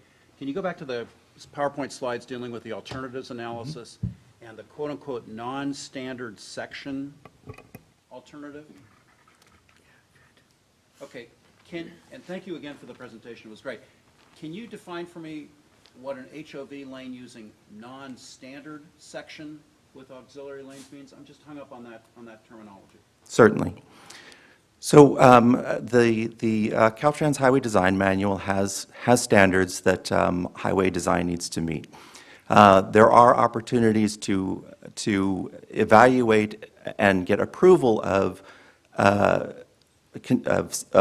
locations where you have a design that is a little bit different from what the Highway Design Manual says. That process is involved. It requires evaluation of safety as well as other items, but you're able to, on a project-specific basis, get approval for something that is considered different from the standard.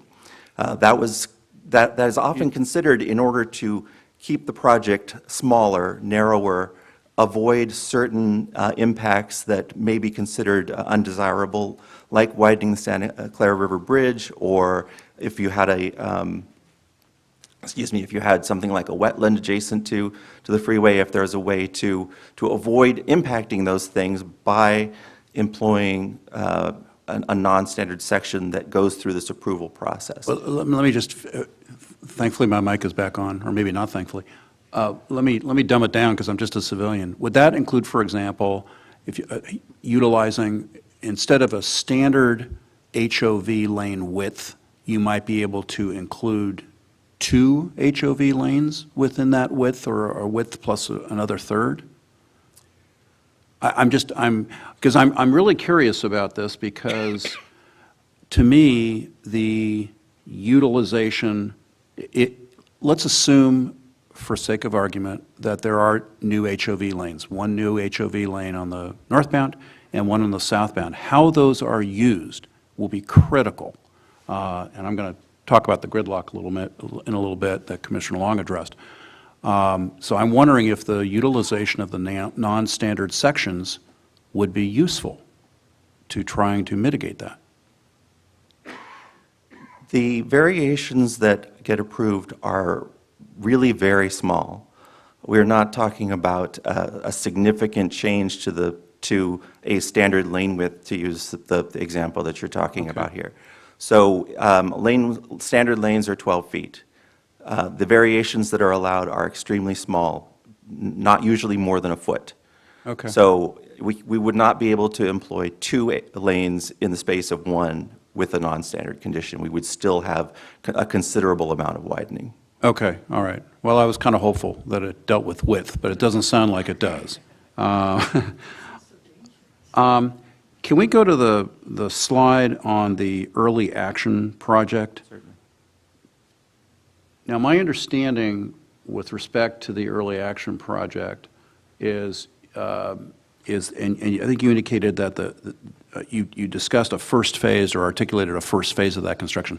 If I'm understanding that correctly, that has not yet been defined, right? Correct. So, and it's not been defined in terms of the areas in the corridor which would be addressed first. Is that correct? That's correct. Okay. And if you could go back to the timing slide. Sorry, I'm That's all right. shotgunning back and forth. Okay. So from a timing standpoint, I believe you said, when are you coming, when, you expect that with respect to the EIR, EIS documentation, the CEQA NEPA documentation, that you would be circulating that draft report, and that would be in late this year, early 2024? Correct. Okay. I'm just trying to get things pinned down.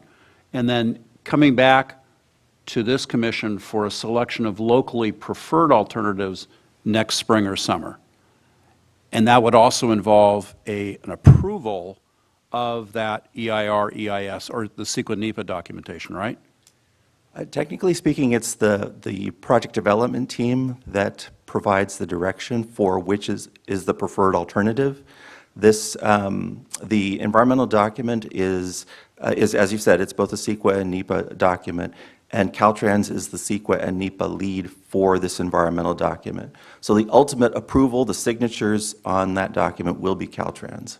Okay, but I guess what I'm leading to, I'm trying to get a real fix on what, that's the wrong word, I'm trying to get a real thought on when this is coming back to this commission for some decision-making. And it looks like you're running both of the phasing strategies as well as the selection of the locally preferred alternatives. That's coming back next spring or summer, correct? Yes, that's the expectation at this point. Because I get a lot of Camarillo residents who say, what's almost more than any other issue, what's going on with the 101? So I'd like to be able to answer them and give them and articulate to them what the expected timing is going to be on this. With respect to the ramp meters, and actually, Commissioner Roberts, I think if I understand, and Director Erickson, there are meters installed on a couple of the on-ramps northbound, and sometimes those ramp meters are on, and sometimes they're not. But that's a Caltrans call with respect to the ramp metering, correct? That's not the city's call? Correct. Okay.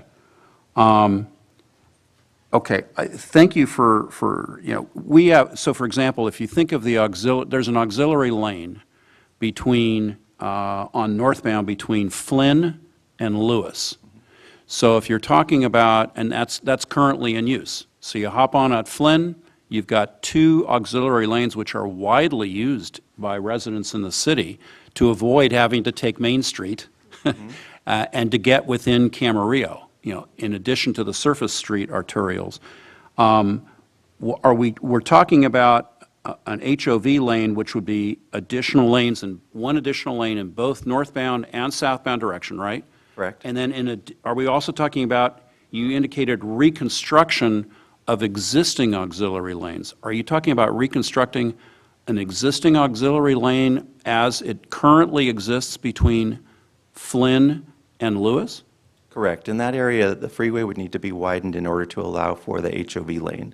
And so the freeway would also need to be widened in order to maintain those existing auxiliary lanes. Those would not disappear. They are included as a part of this project. Okay, so then let's just hop briefly to the next stop north on Carmen, or on Lewis. From Lewis to Carmen, are we talking about adding an auxiliary lane or lanes in that segment, northbound? I don't have the plan sitting here in front of me, but I believe that is the case, yes, that there's a auxiliary lane in that area as well. So you would have not only an additional HOV lane in that northbound segment between Lewis and Carmen, you would also have an additional auxiliary lane. Yes. Would that also be the case southbound? I believe so. Again, I don't have them sitting here in front of me, but I believe that's the case. It would be really helpful if we could get some clarification on that relative to the studies. And thank you. Sorry to put you on the spot, but I'm just trying to get this pinned down a little bit more. And finally, this is more of an, and this isn't directed, this is more of an editorial comment than anything else. I really appreciate, we have a number of new commissioners. I really appreciate the diversity of opinion on this. And I can assure you, to be stuck on the freeway northbound, I used to have to travel for many years from my office in Thousand Oaks or Westlake to Camarillo, and to be stuck northbound, going from 23 all the way down to near Santa Rosa Road, was not a pleasant experience. And that gridlock exists all the way through, up and including Central and northbound of Central. What we have to recognize, and I certainly understand, I understand that the concept of induced demands, and Commissioner Johnson, I fully get that, and I understand that, and I respect that, but I also think we're struggling with, because this is a balance, we have to recognize what current reality is. And from a goods and services and people movement standpoint, right now it is grossly inefficient. And the problem with that from an environmental standpoint is that just exacerbates our existing air quality issues, in my opinion. I hate being stuck in traffic with hundreds of vehicles idling around me. It just doesn't make sense to me. So I think we have a difficult job here. We have to balance that. And I think, any commissioners who have not had the good fortune to take the 101 from 23 in Thousand Oaks through Camarillo on a weekday, northbound, I would invite you to do so. And I have to take it with a great deal of patience and take a patience bill before I go. So that's kind of the struggle that we're going through here. And it's current reality that we have that. And Commissioner Long talked about the Port of Hueneme. I mean, that's, talk about efficient movement of goods and services. We have to have that. Otherwise, we're going to have even worse economic issues than we do now. It's just vital in terms of the transportation network. So thank you for letting me make my editorial comment, Mr. Chair. Can I make a quick editorial? Commissioner Gorell and then Commissioner Francino. Okay. I just want to respond that for 10 years, I commuted from Ojai to Westlake, and then twice a week, I used to commute to Los Angeles. So that was my former life. And I totally recognize what you're saying, and that's what I was also trying to say. But the problem is that if we don't learn the lesson, because whatever we do today to improve the traffic flow, that will be tomorrow's congestion unless we have the alternative. We have to see that. If we don't see it, we just keep on, and then, the congestion continues, we keep building more parking lots, and we cannot do that.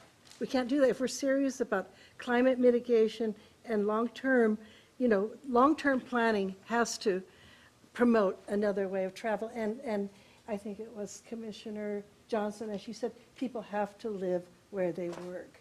I mean, that's part of the picture. Commissioner Francino, I fully appreciate that. Yeah. I respect that. Yeah. And interestingly, and I think the HOV lanes, okay, mic isn't working again. I'll use my schoolyard voice. The HOV lanes are a critical component of this. And I suspect, based on Commissioner Johnson's articulation earlier, we may end up having a very spirited discussion on this commission about the 2+ versus 3+ HOV lanes. Yeah. I think that's where we're going to be going, Yeah. Ultimately with a discussion on this commission. So thank you, Mr. Chair, and thankfully my microphone is still burned out. Okay. Commissioner Gorell. Again, I'd like to double clarify, I'm coming back, on the timing, because this is important, and to Commissioner Tremblay's point, it is on the front of constituent conversations in every conversation. So in the spring of next year, these alternatives 1, 2, and 3 will come back to us with the EIR, EIS for decision point. You mentioned that the technical committee will make a decision. Can you describe that decision process as a waypoint between now and next spring when this will be brought back to us? And will it be recommendation 1, 2, and 3 that this body will have to decide among, or could these change between now and next spring? Let's start with that if we could, and I've got one more. Okay, so the process between now and next spring is that we will finish the technical studies that are still outstanding, that will develop a draft environmental document that will go out to the public for circulation, and we will collect input from the public on the information that's in the environmental document.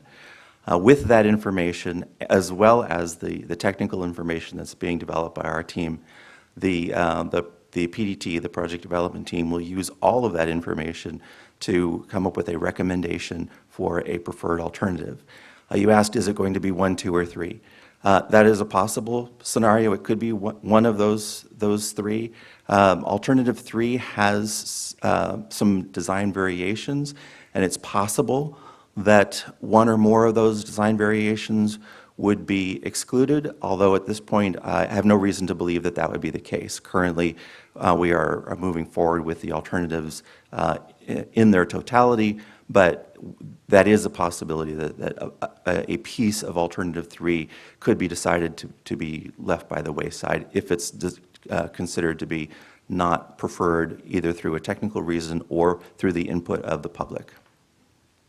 And following up on Commissioner Tremblay's questions of the details, as we try to, today's just receive and file, as we try to articulate where this commission could be going in the next year before the decision point, and after that, I would respectfully ask if we could maybe bring back to this commission more detailed description of what these look like. And we come as close to it as we're going to get in this document, in the slide Alternative 2 HOV express bus lane with auxiliary lanes, and you've got kind of a graphic which shows, but if we could have a look at each one of the segments as it runs through this corridor, and then what precisely this could result in as it relates to using existing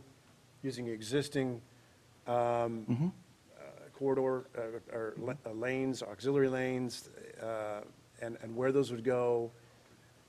I think that visual would be helpful for us, and maybe just an overview of each segment as it runs through Ventura County.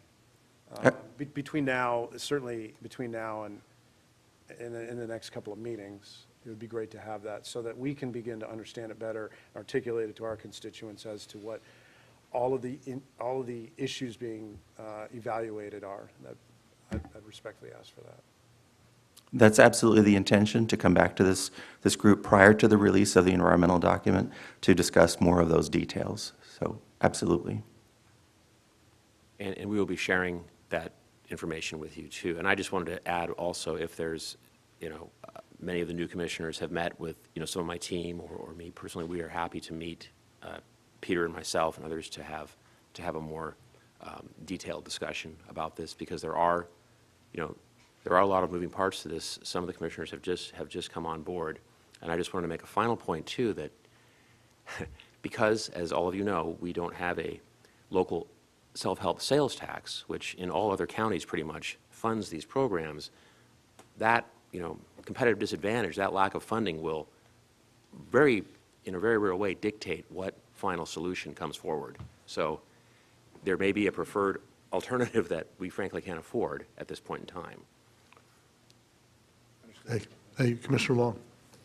Thank you. Just to ask, for the stakeholder engagement, I would like to make sure we don't just ask our residents, but also our businesses. I think that's really crucial, because as we're talking about people working from home or the products of goods they're moving and where they're going it, like the port sometimes uses the railroad, there's different uses.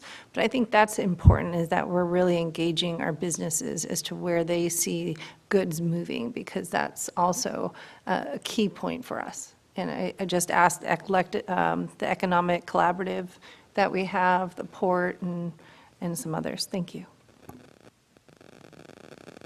Yeah, Commissioner Roberts.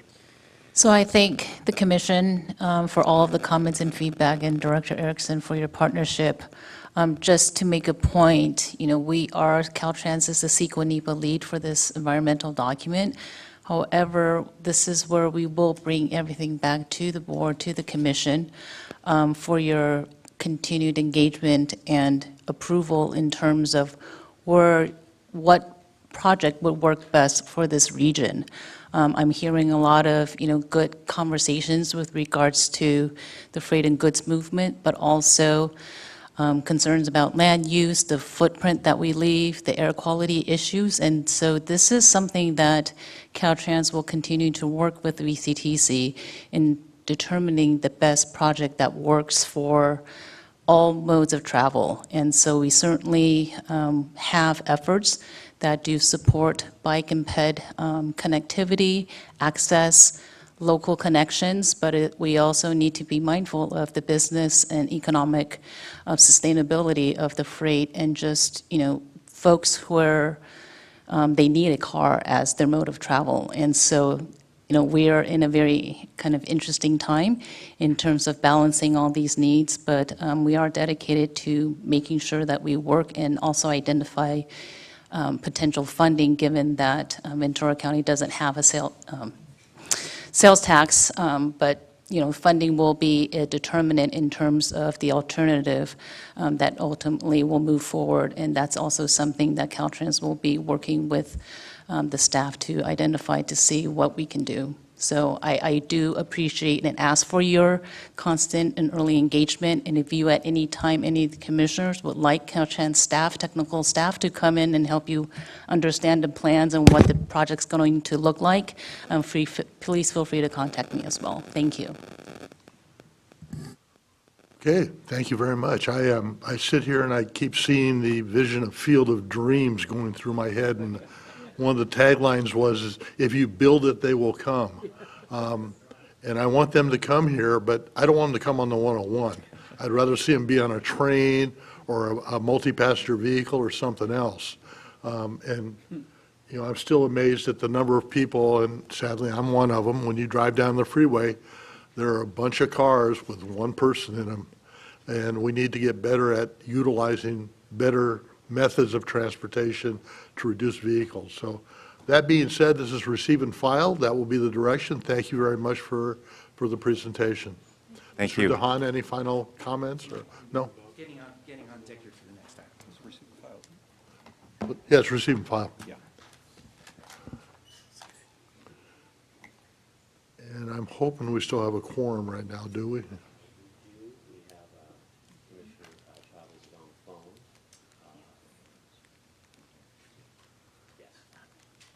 How much longer do you anticipate? Well. Yes.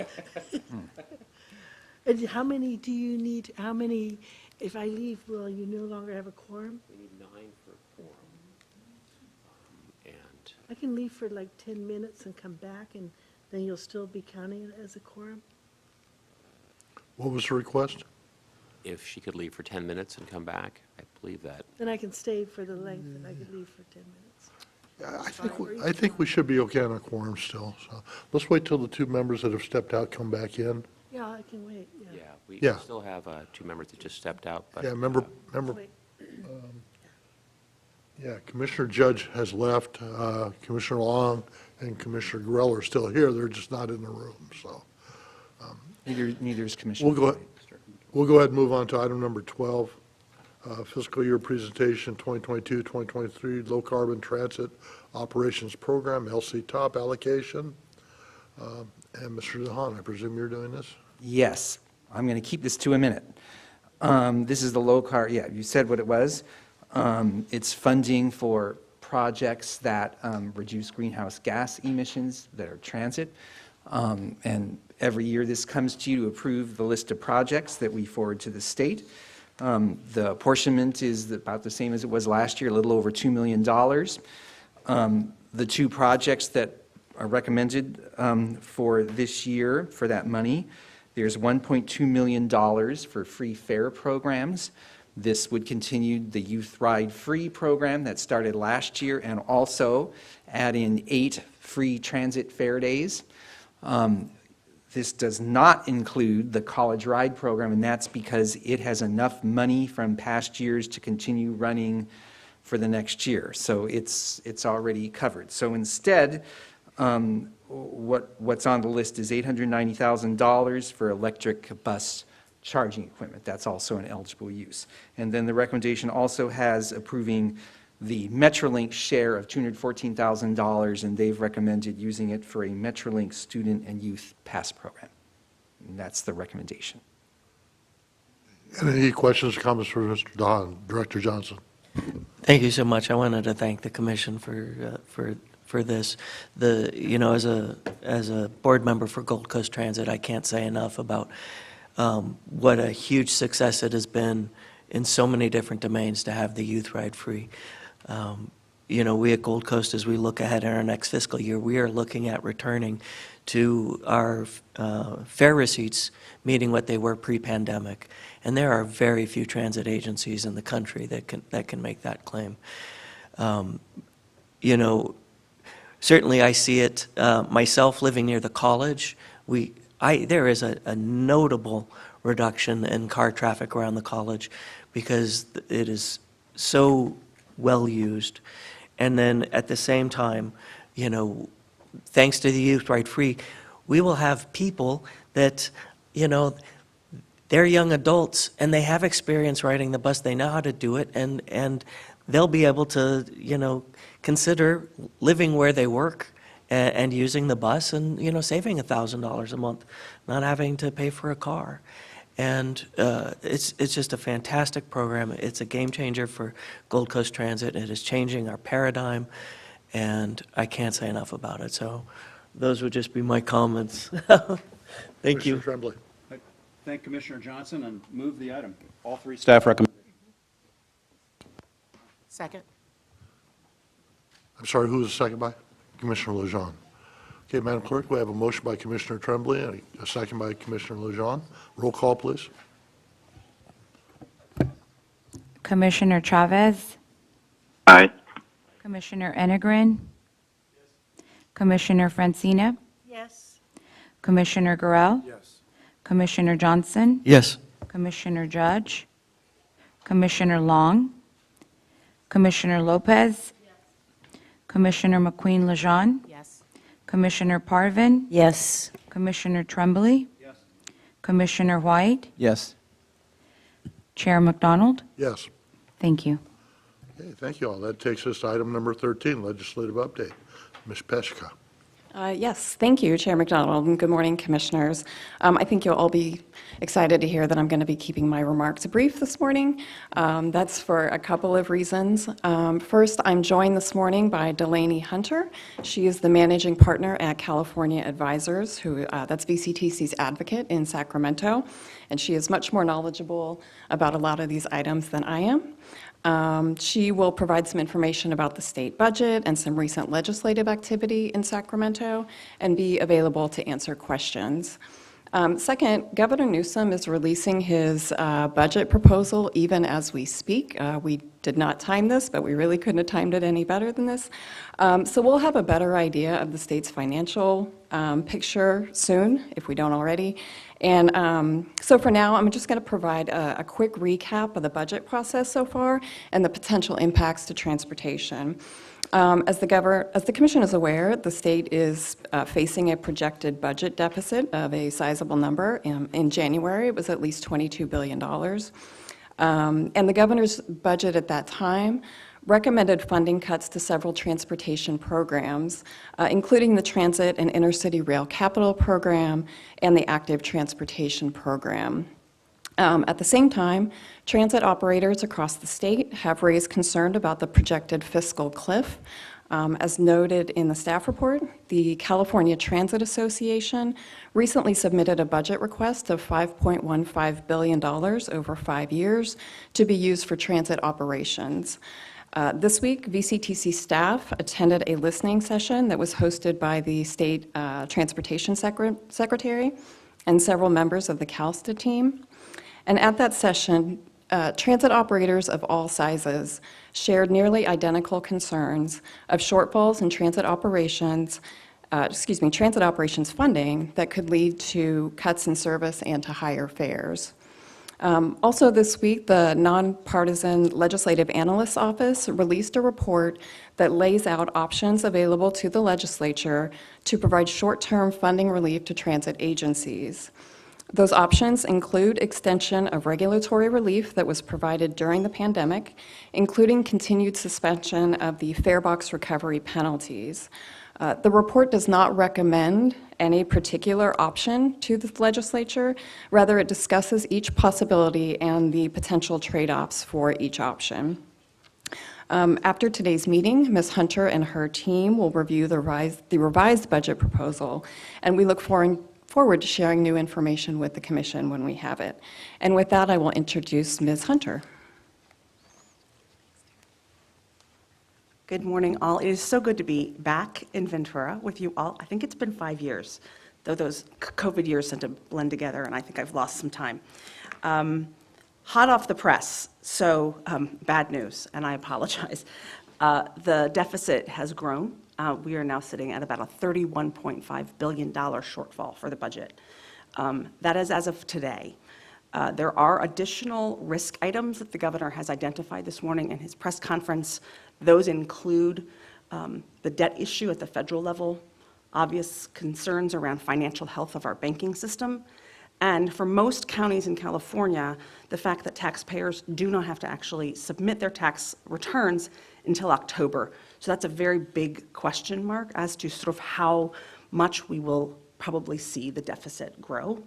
What I will say is we are in probably better fiscal health than we have been previously when we've faced shortfalls. In 2008, obviously, we didn't have a healthy and robust rainy day fund or reserves. We have that.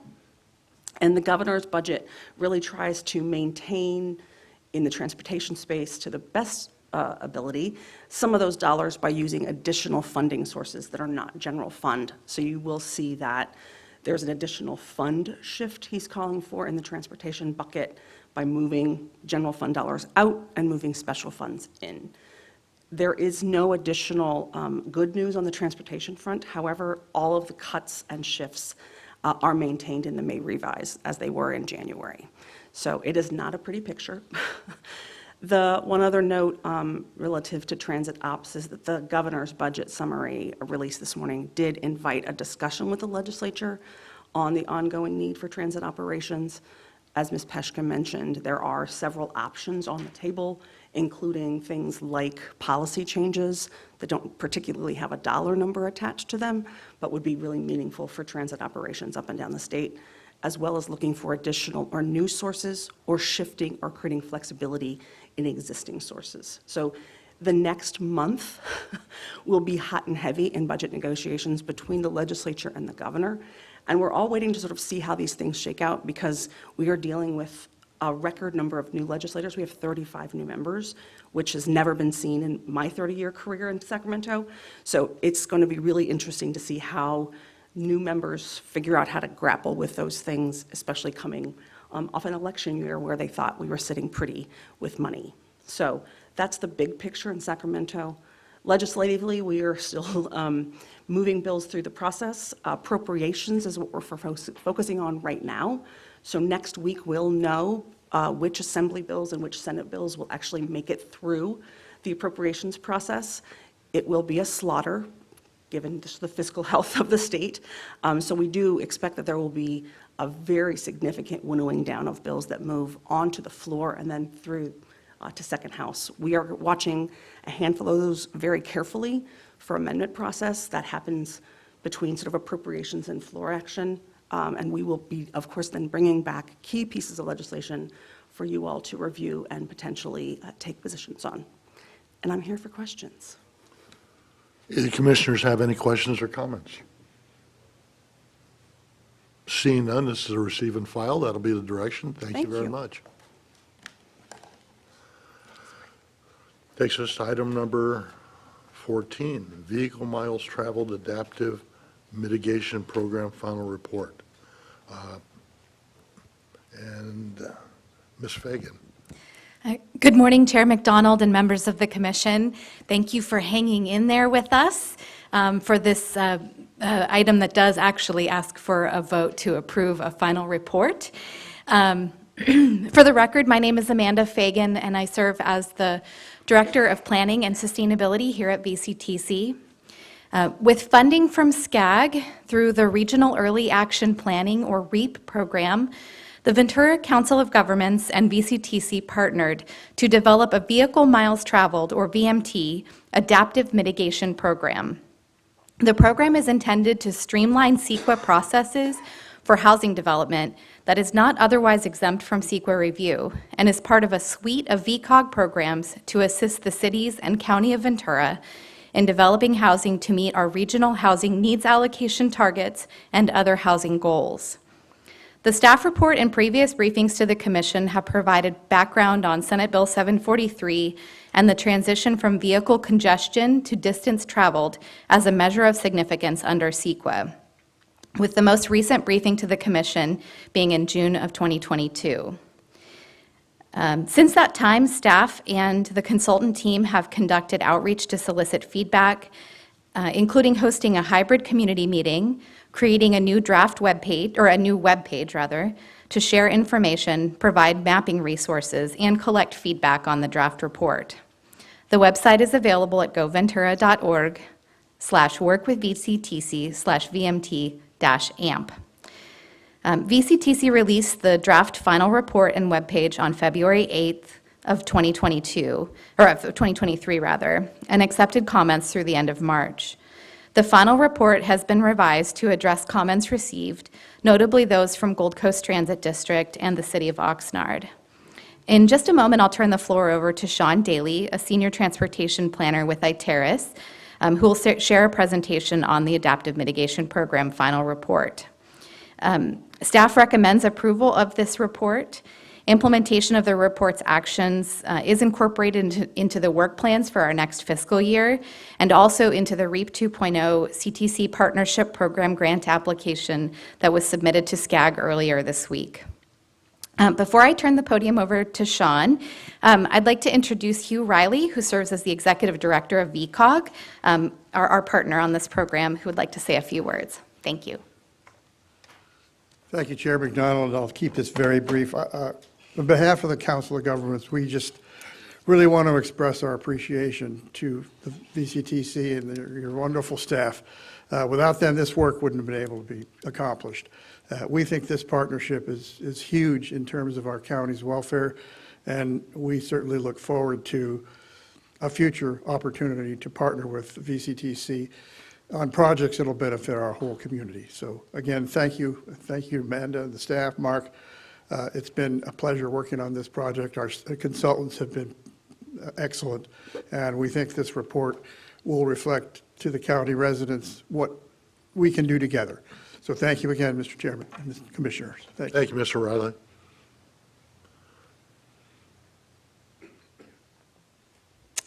Thank you, Chair McDonald and Commissioners. My name is Sean Daly. Thank you for the introduction, Amanda, and to you. I was here last year giving a status update. It's nice to be back presenting the final program. I understand that about half of you are new commissioners, so we're going to have a brief overview of the purpose of the program and then its development process and then the outcomes. Oh, good. So VCOG and VCTC staff identified the need to address new CEQA and housing issues and received a REAP grant through SCAG and then brought in our consultant team. Once the program development started, we involved the cities and the county, as well as other stakeholders from the public, transportation and housing experts, and practitioners. So the Adaptive Mitigation Program is intended to provide guidance and really standardization across county agencies to align processes. It's intended to support and not supplant city lead agency CEQA practice, and the goal is to ultimately streamline CEQA processes for housing projects specifically. So the program addresses the intersection of CEQA, affordable housing, especially in transportation. And while it's focused on CEQA assessment of housing projects, based on early feedback from the cities, we also kept it sort of broad enough that it's applicable to the broad range of projects that they could be the CEQA lead agency for. So the issue was in 2020, the metric of analysis for CEQA transportation assessments changed from vehicle operations analysis to the distance those vehicles travel, which exposes more emissions and safety issues, of course. But this change brought about concerns and about the implications and potential unintended outcomes. Certainly, transportation planners and traffic engineers had concerns about how you actually do this analysis. But more importantly, there are concerns about new types of CEQA impacts that would happen that would sort of surprise lead agencies or applicants themselves and cause delay in projects, especially housing projects. So out of those concerns were born this effort to provide this streamlining of process to reduce time and cost when transportation analysis was an issue under CEQA. At the very start of the program, we were actually scoped to develop a regional transportation impact fee, but early on it became clear that, especially within consultation with cities, that the logistics of that really weren't going to work and to have that be centralized. So we sort of pivoted to more of a methodology for them to do that themselves and figure out a fair share mitigation cost for VMT reduction strategies that could be used as mitigation. And then those lead agencies could control and direct the mitigations directly. So overall, the adaptive mitigation program is a mix of analysis, recommended standards and tools for the county's CEQA lead agencies to apply CEQA transportation assessment. Some cities do actually have their own defined processes, so this is really another methodology for them to back check and help ensure that as they do their review, they're getting the information they need. So this is what where we are today. We have it is intended to be a resource for lead agencies moving into the future. So. And also actually for project applicants. So one place, a web page on the VCTC website where applicants and lead agencies can go and review the standards and processes, and also, especially for the applicants, contact information for the lead agencies, because ultimately they're the ones who are running the CEQA process. So the next steps are a fairly brief period of training and assistance we have for CEQA lead agencies through the end of the year. The program also illuminated several new issues, which VCTC and VCOG are using to apply for REAP 2.0 activities. And yeah, I just want to thank everybody, and that we hope that this can be a positive resource and help streamline CEQA processes throughout the county. Thank you. Any comments for the presenter? Seeing none, this is an action item. A motion would be in order. Move approval. Okay, we have a motion by Member Parvin or Commissioner Parvin, and a second by Commissioner Tremblay. Roll call, please. Commissioner Chavez, Aye. Commissioner Enegren, Commissioner Francina, Yes. Commissioner Gorel, Yes. Commissioner Johnson, Yes. Commissioner Long, Commissioner Lopez, Commissioner McQueen-Lejeune, Yes. Commissioner Parvin, Yes. Commissioner Tremblay, Commissioner White, Yes. Chair McDonald. Yes. Thank you. Thank you. That carries. That takes us to general counsel reports. Nothing to report. Okay. Agency reports, and our SCAG representative, Commissioner Judge, had to leave early, so Southern California Regional Rail Authority, Commissioner Tremblay. I think, actually, don't we have Mr. Kettle coming to the next meeting? Correct. I'm going to defer comments. We'll wait for Mr. Kettle to arrive. Thank you, Mr. Chair. When's he, to the next meeting he's coming? He's coming to the June meeting, right? Thank you, Ms. Grasty. Okay, excellent. Next one is Losan. I'll try and be brief on this. We've had another incident in the San Clemente area. We just got our tracks back open and running, and about a week or two later, there was another subsidence that has not closed the tracks. There's still some freight operation working on it, but in an abundance of caution, we have ceased rail transport or passenger transportation until we can address it. Hopefully, And there is a meeting Monday. Commissioner White will be attending it in my place. I can't be there, but hopefully we will have good news, fairly straightforward. And I understand that the city of San Clemente is aggressively working for fixing this problem. So that stands for that report. Commissioner White, did you have anything to add? No, you did a good job. Thank you. Coast Rail Coordinating Council, we meet quarterly. We haven't met in a while, so there's no reports there. California Association of Councils of Governments, Commissioner Johnson. Thank you, Chair. I actually spoke quite a bit about what I learned at CalCog about some of the legislation regarding the sustainable community strategies. Just to back up and let everybody know where this is going, is you think about how cities, for example, have gotten RENA allocations, and now the state is clamping down if you haven't met your RENA allocations. That seems to be the trend for going to your CAGs and your COGs and cracking down on them if they haven't met their sustainable communities expectations, especially regarding air pollution.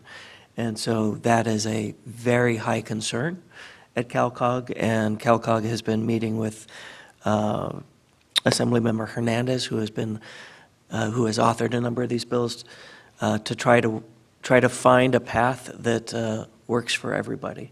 Because certainly we all take the issue of air pollution seriously, but what we have seen so far, rather than a carrot and a stick, is just sort of a stick and not a stick. So that would be my summary for where things are with CalCog. Thank you, Chair. Thank you, sir. California Vanpool Authority, Commissioner White. Yes, our next meeting is going to be Monday, I believe. No, June 10th, I'm sorry. And the second thing is, just to add to that, the Strawberry Festival is coming to Ventura, so we need to remember the 3 T's, which are take the train. Okay. With that being said, we will stand adjourned to 9 a.m. Friday, June 2nd, 2023. And happy Mother's Day to all of you and your families. Thank you all. Made it. Great, cut back your time to vote. I'll look up what I missed. Very good. Good meeting. Does this go in there too, or no? Yeah. I gotta say, I really appreciate being on CalCog in the area. Did I miss one vote? I saw the free, I was here for free fair. Yeah, I think just the legislative update. Okay. Yeah, I Yeah. think that's what you missed. I'll read Because that. you voted on Lynn. this. Yeah, yeah. We waited, Yeah. we made you wait a little bit. Yeah, I really enjoy these meetings once I get here. I'm so spoiled no longer having to drive out of Ojai for work. Well, hopefully your drive wasn't too bad. No, it wasn't too bad. No. Mark, thank you. Okay.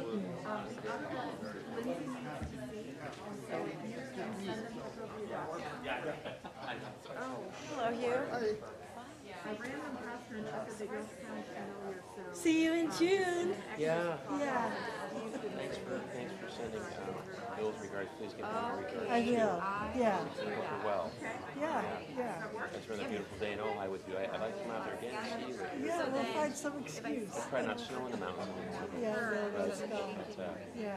I do thank you for football's well. Yeah.